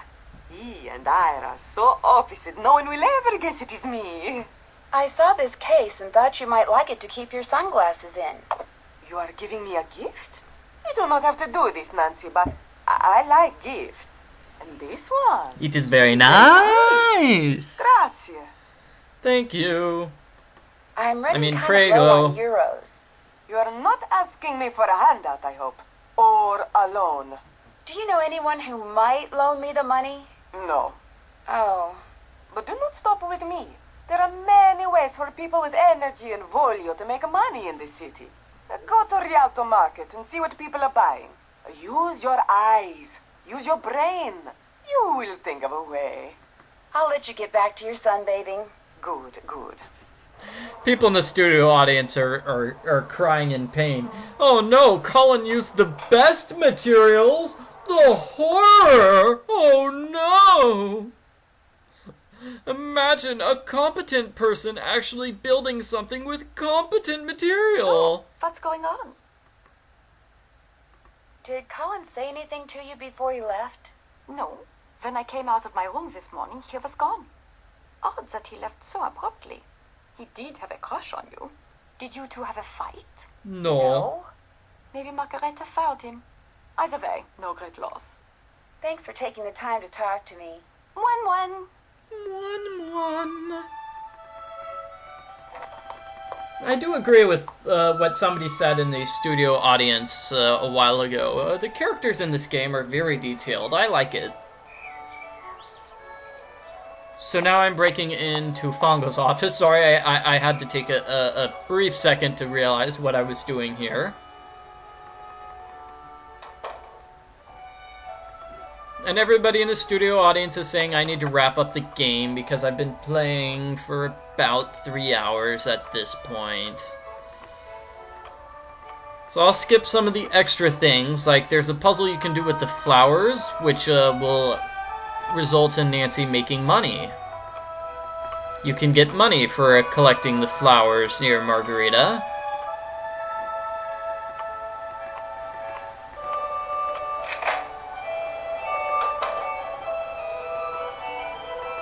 So here's a puzzle you absolutely have to do. What was that flyer? The flyer says 111, okay, 111046. This is going to print out something here. Colin left quickly because he wants to plan his wedding with Nancy? Really? Well, I know there's a wedding in the next Nancy Drew game, but I don't think it's between Colin and Nancy. It's between Kyler and her fiancé.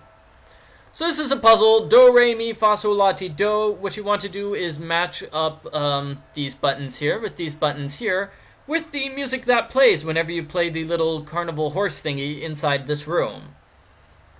Which gives you the extremely long sequence, which is this.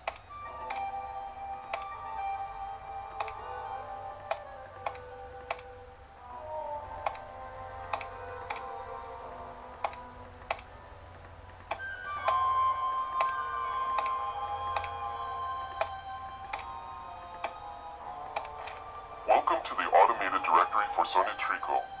For personnel, press 1. For store locations, press 2. For communications, press 3. At any time, you may press 0 to return to the previous menu. So what you want to do is press 2 twice. For our headquarters, press 1. Our safe and secure store is located near the fountain in the Campo Santa Maria Formosa.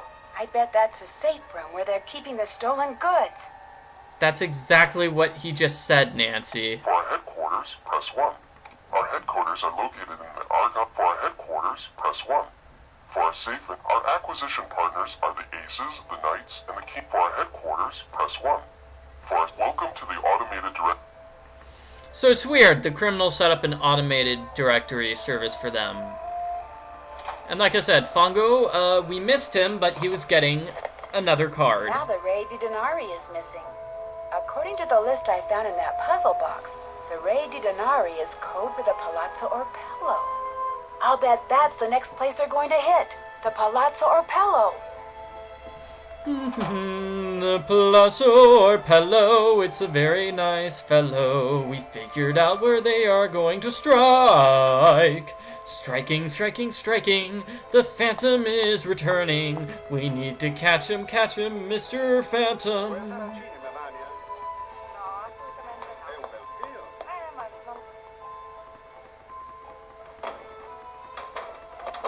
So I'm specifically going to make a call now. What's this message Nancy, thing? what has happened?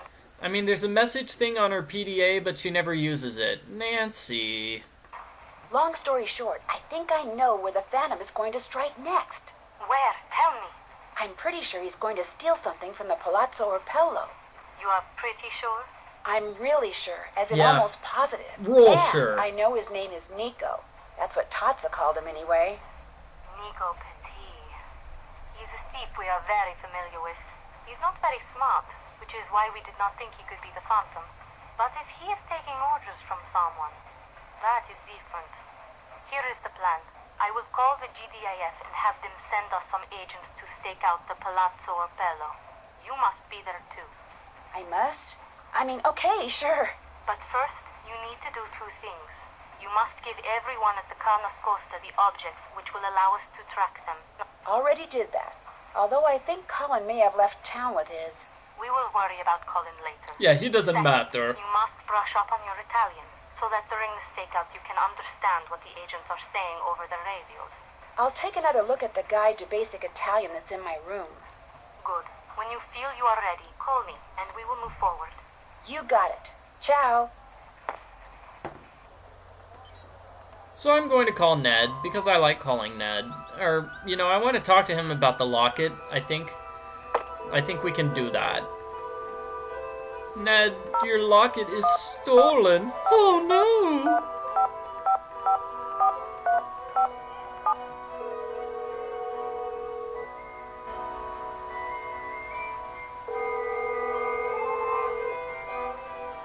Hello? Nancy? Hey, Ned. How's the car running?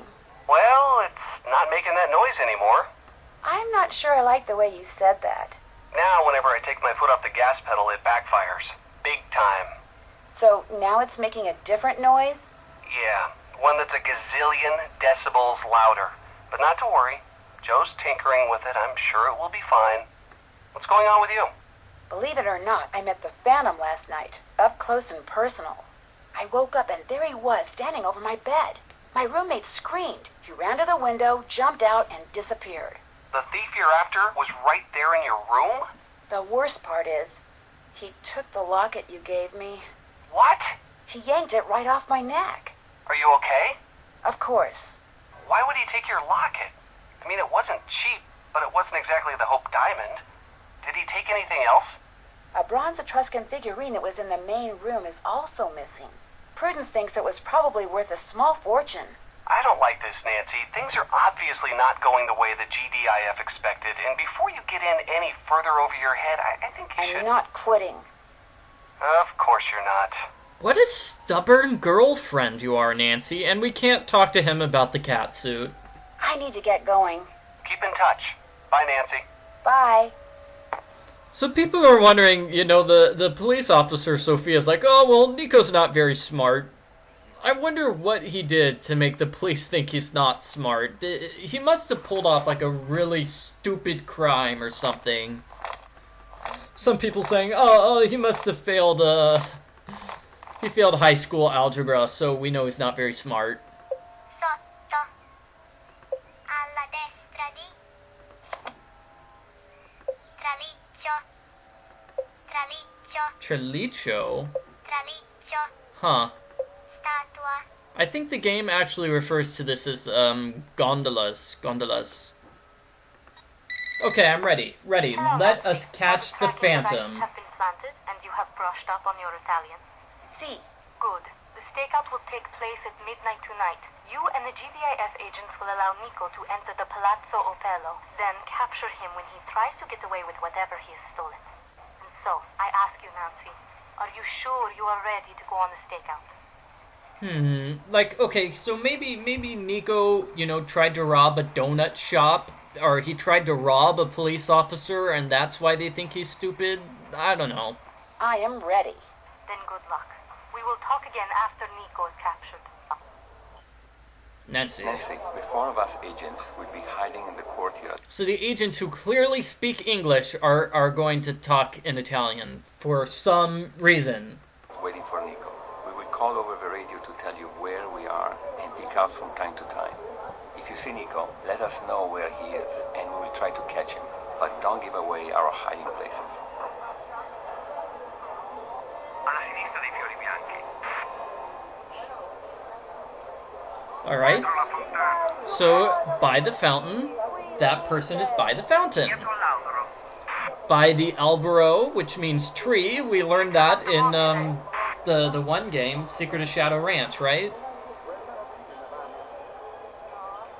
Albero.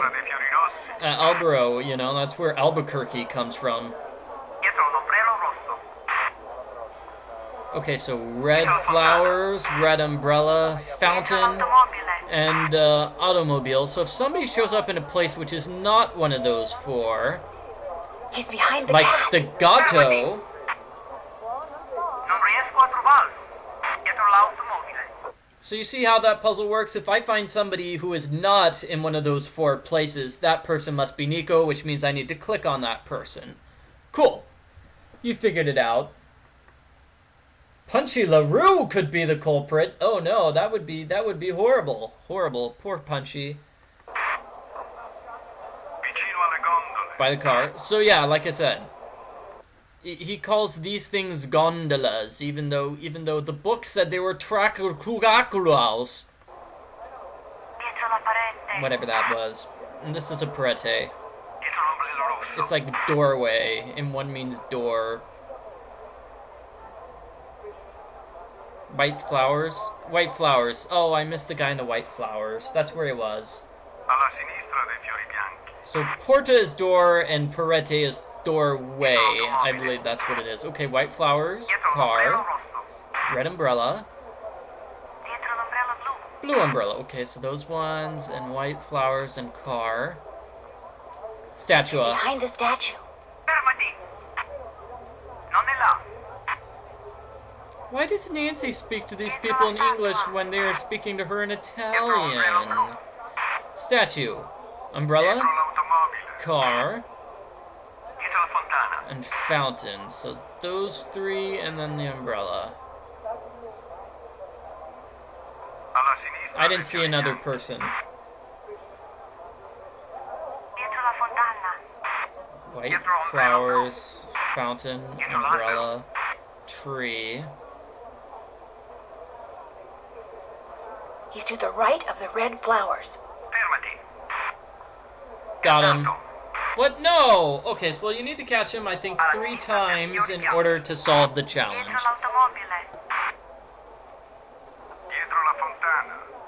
White flowers, car, fountain, red flowers. So if it's an umbrella or a tree or a statue...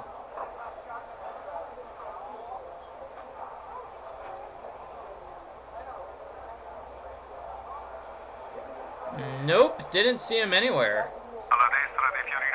Red flowers.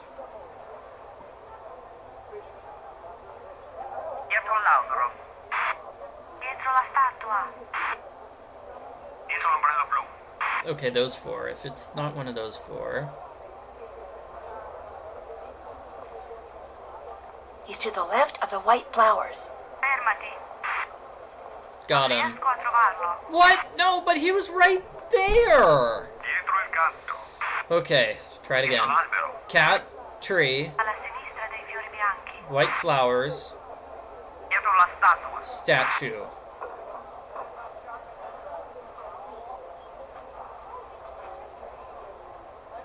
Behind the car. Got it!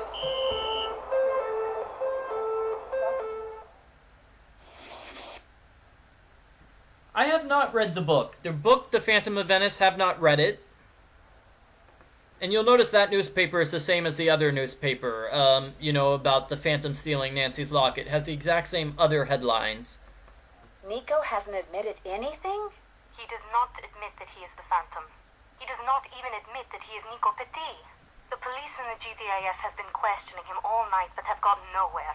So we still don't know who Il Dottore is. And we do not know where any of the stolen artwork is. This is not good, Nancy.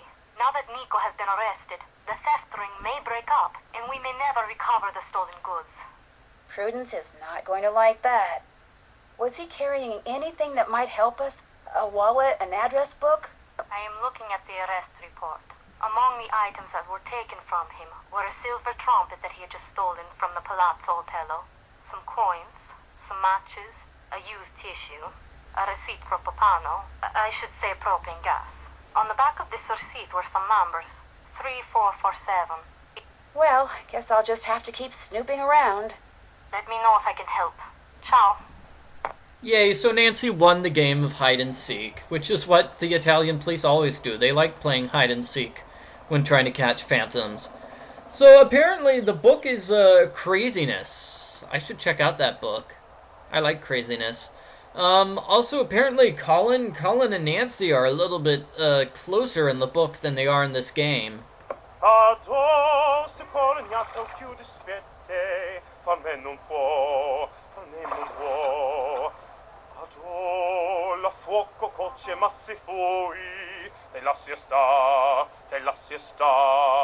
E non te cora presse non destrui sull'acqua da Yammon coppa yammo ya Yammon coppa yammo ya funeculi, funecula, funecole, funecula. Coppa yammo ya, funecole, funecula. Yammo, yammo, coppa yammo ya, yammo, yammo, coppa yammo na. Funeculi, funecula, funecole, funecula. Coppa yammo na, funecole, funecula. Yay! Much singing. Okay. So, what was the receipt? The receipt for propane was 3447. And this gives us a key. In Junior Detective mode, it also gives you a nice little thingy, whatever you call it. It gives you a map, which helps you figure out where it is you're trying to go.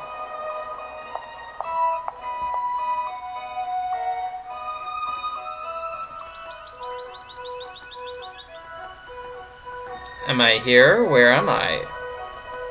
Am I Zetere? No, I don't want to be at Zetere. No, Nancy, no, no, no. Over here.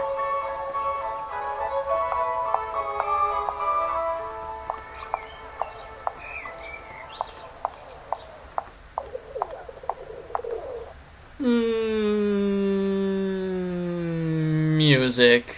La donna mobile, quel piume al vento, muta de cento ed è pensiero, sempre mobile, legdaro viso, in canto in riso, e menzognero, la donna mobile, quel piume al vento, e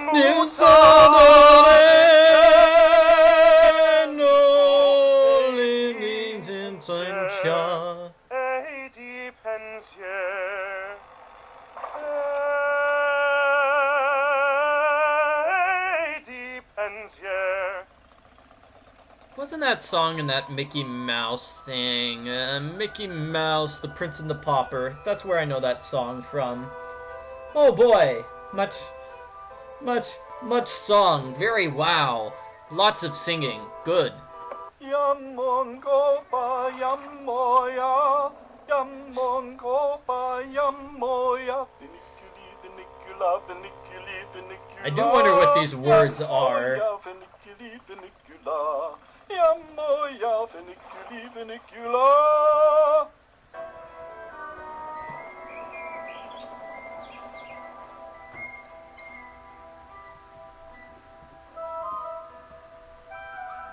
Okay, so here we have a puzzle. No, we don't. We put the key in the lock. I'll bet this is the safe and secure store that was mentioned on that fax machine. And this does not work unless you have listened to the fax machine. I don't know any Italian songs, otherwise I would sing Italian songs. But I don't know Italian songs. Cool, so this is a puzzle. What you want to do is get from here to here. But the problem is that you have to lower and fill up things according to a simple pattern. Circle, fills and drains triangle, diamond, circle, and that so on and so forth. So I have my list of instructions. We'll see if it works. I want to fill the circle well. So this is a circle well here. I am going to fill the circle well. This will allow me to go across the circle bridge right here. Go across the circle bridge, and now I'm going to drain the circle well.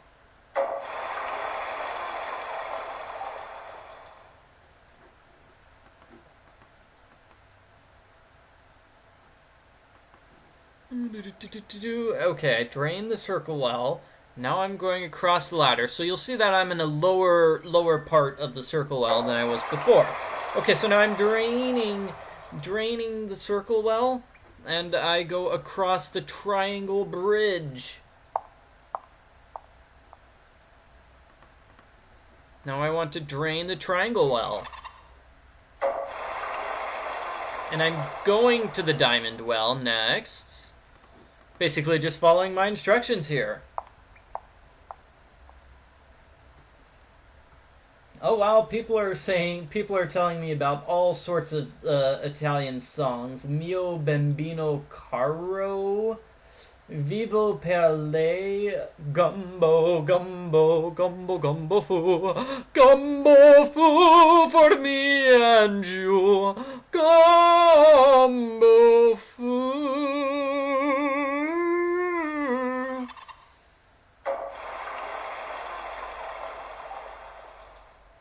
Okay, so I filled the diamond well. Okay, now I go across the diamond bridge. This is a hard one to figure out on your own. Drain the diamond well. Now I'm going to go down to the bottom level.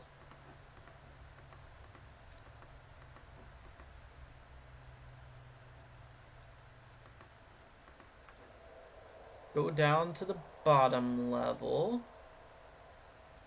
Then I cross Diamond Bridge. Then I drain the diamond well again. Then I go to the triangle well and drain it. Okay. No, I go to the triangle well. Everything is being drained here. Okay, drain triangle well.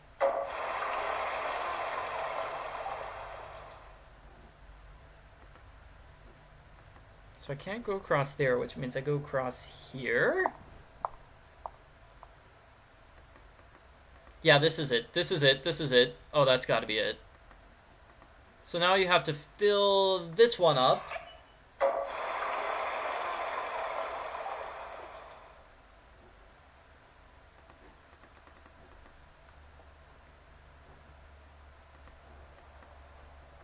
And I filled this one up, thus bringing an end to the puzzle.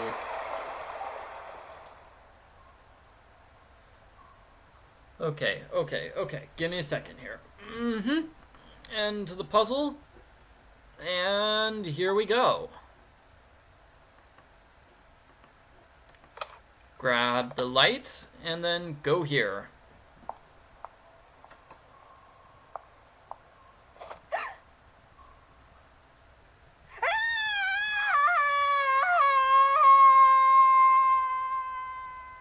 What? I used the light. I used the light. Oh dear.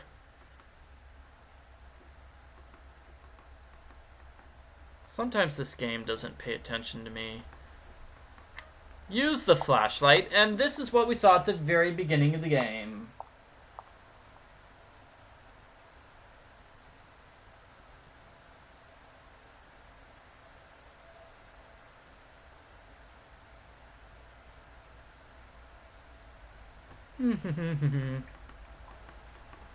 So, the message from the first microdot said, hey, the password needs to be changed to 43556.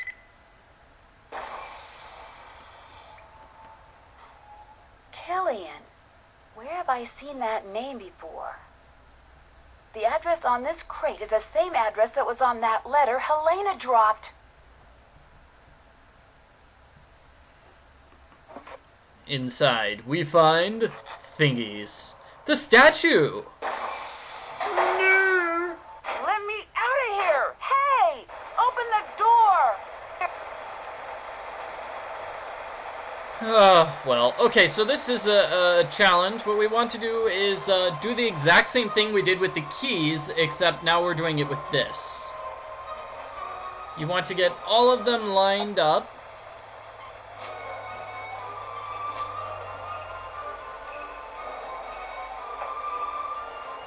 I think we have to line it up at the center, although I could be wrong.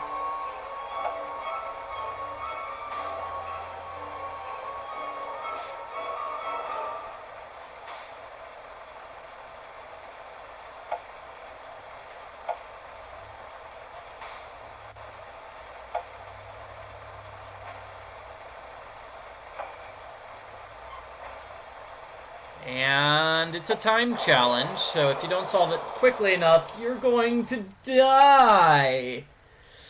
Oh no. Okay, so Nancy escapes here. This is not really explained. I guess Il Dottore, the criminal, well, we know who the criminal is now.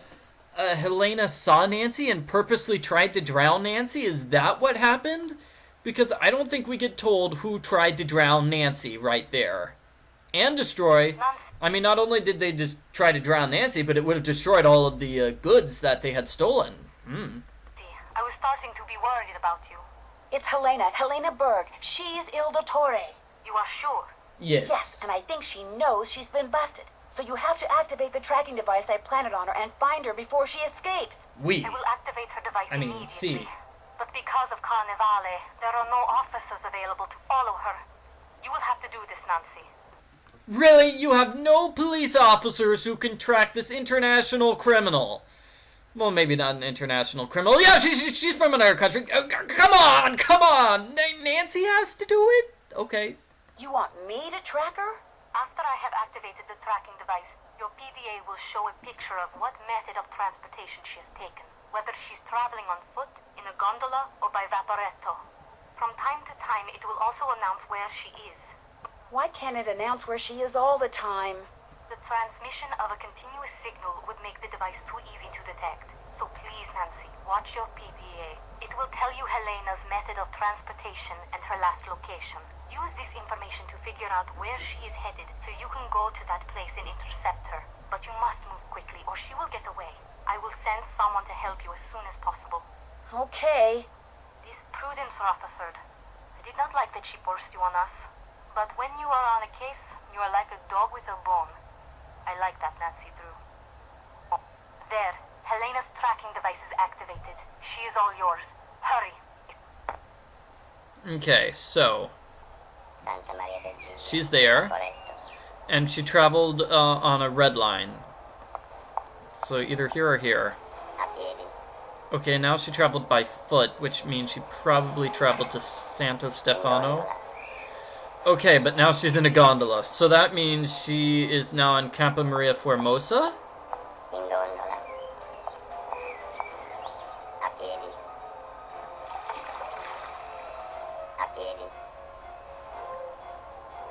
Oh.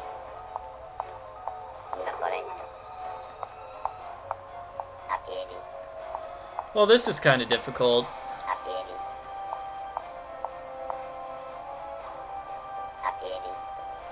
I could be in the right area, I could be wrong. Yeah! Helena! Oh yeah! Don't try to hide from me, Helena. Nancy, what are you doing here? Getting my locket back. What are you? A cop? A government agent? A thief? What? What do you want? I'm just an amateur detective who wants what all decent people want. Justice. I had a feeling you were up to something. Your sudden arrival at Nascosta. Your feigned interest in Venice, always asking questions. You've been watching Fango from the Altena all this time, haven't you? And now the little spy wants her locket back. Well, good. Because you're not getting it back.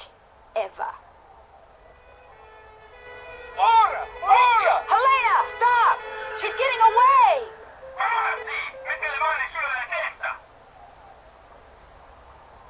Don't be too pleased with yourself, Nancy Drew. It's not over between us. Not by a long shot.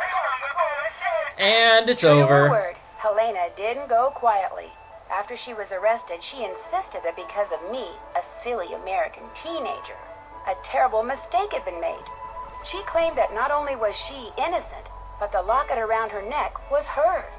But after I showed the authorities everything I discovered, it became clear that all the thefts attributed to the Phantom of Venice were actually perpetrated by a gang. Her gang.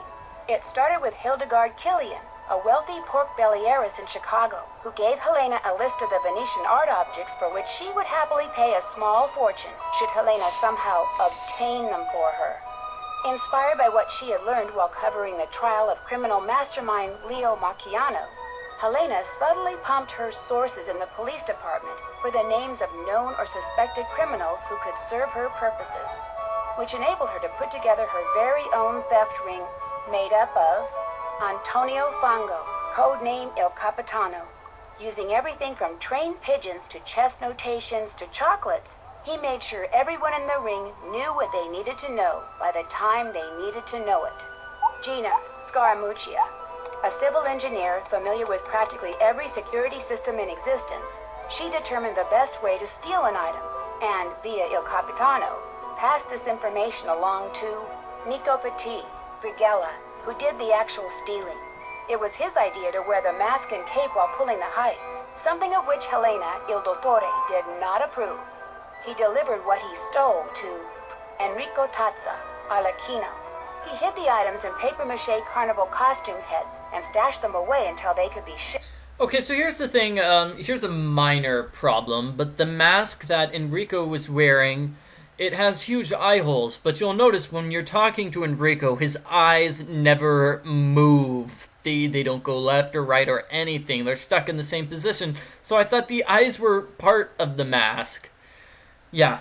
Anyway, yeah. Back to Scopa. To Hildegard Killian. But thanks to Sophia and me, they're all on their way to prison. Prudence Rutherford was so delighted that all the stolen objects were recovered undamaged that she's decided to include me in her memoirs, which I guess I'm supposed to consider a great honor. Margarita is delighted too. Everyone thinks that because I was staying at Ca Nascosta, she was somehow instrumental in solving the case. She's suddenly the darling of Venetian high society, which for her is a dream come true. As for Colin, he called me once out of the blue. He had read about the Phantom's capture and had just one question.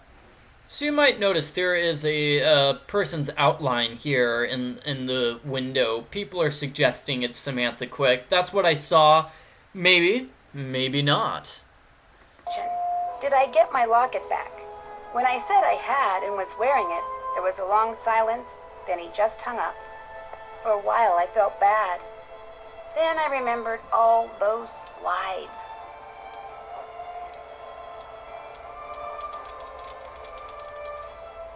Ding! Do.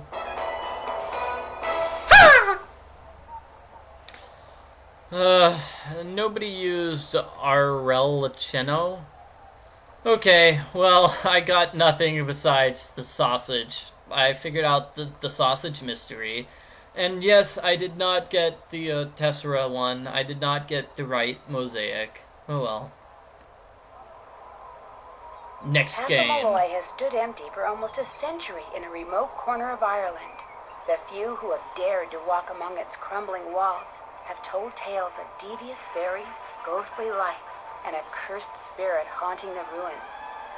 When an old friend of mine insists on holding her wedding there, things quickly go from merry to menacing, and I soon find myself probing the darkest corners of the castle, struggling to unearth its secrets.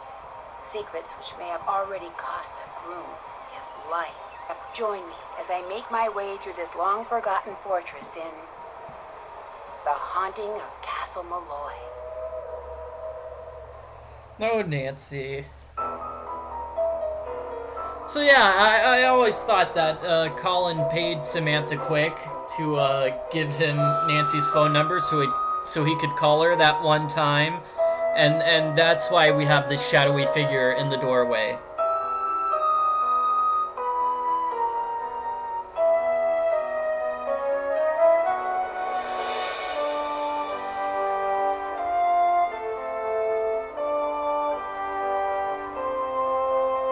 So is this the first game where they did the character design in-house at Her Interactive rather than paying a third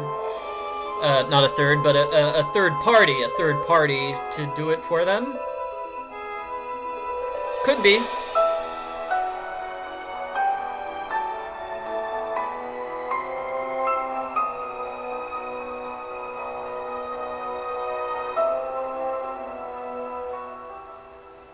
Dance music, DJ Double R. Bird calls, Pigeon Wrangler. Italian translation, German translation. Looks like they were accurate with their foreign languages. So the guy who does Colin, same actor who does Frank Hardy. I guess that's why Frank wasn't in this game. Joe was in this game, but he wasn't in the game as Frank. The actor didn't do Frank because... And who did Samantha Quick? I don't know. Dance choreography? So there was somebody who actually did choreography for the dancing segments? Wow.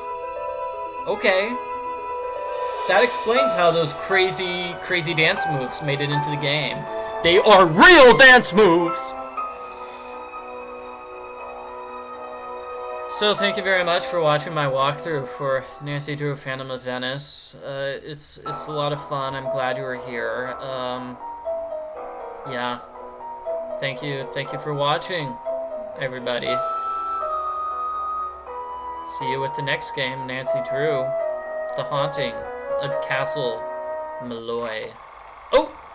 Yes! Outtakes! But because I only got one award, I don't get all the outtakes.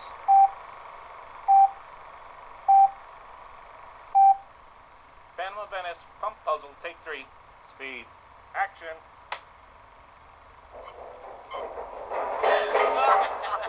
Not funny, guys. It almost fell on my toe. Oh. Phantom of Venice, pigeon flyby, take 8. Speed. Action. Talk about hitting your mark. You okay? I'm okay. Phantom of Venice, B puzzle, take 8. Action.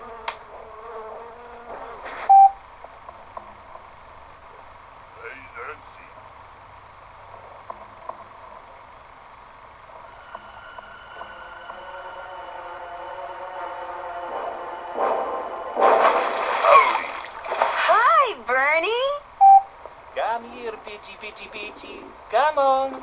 Come here, you stupid little... Whoa! I'm okay. It came without warning, seeking a statue and revenge. Yay! Outtakes! Hooray! Okay, and that's really it. Thank you for watching, everybody.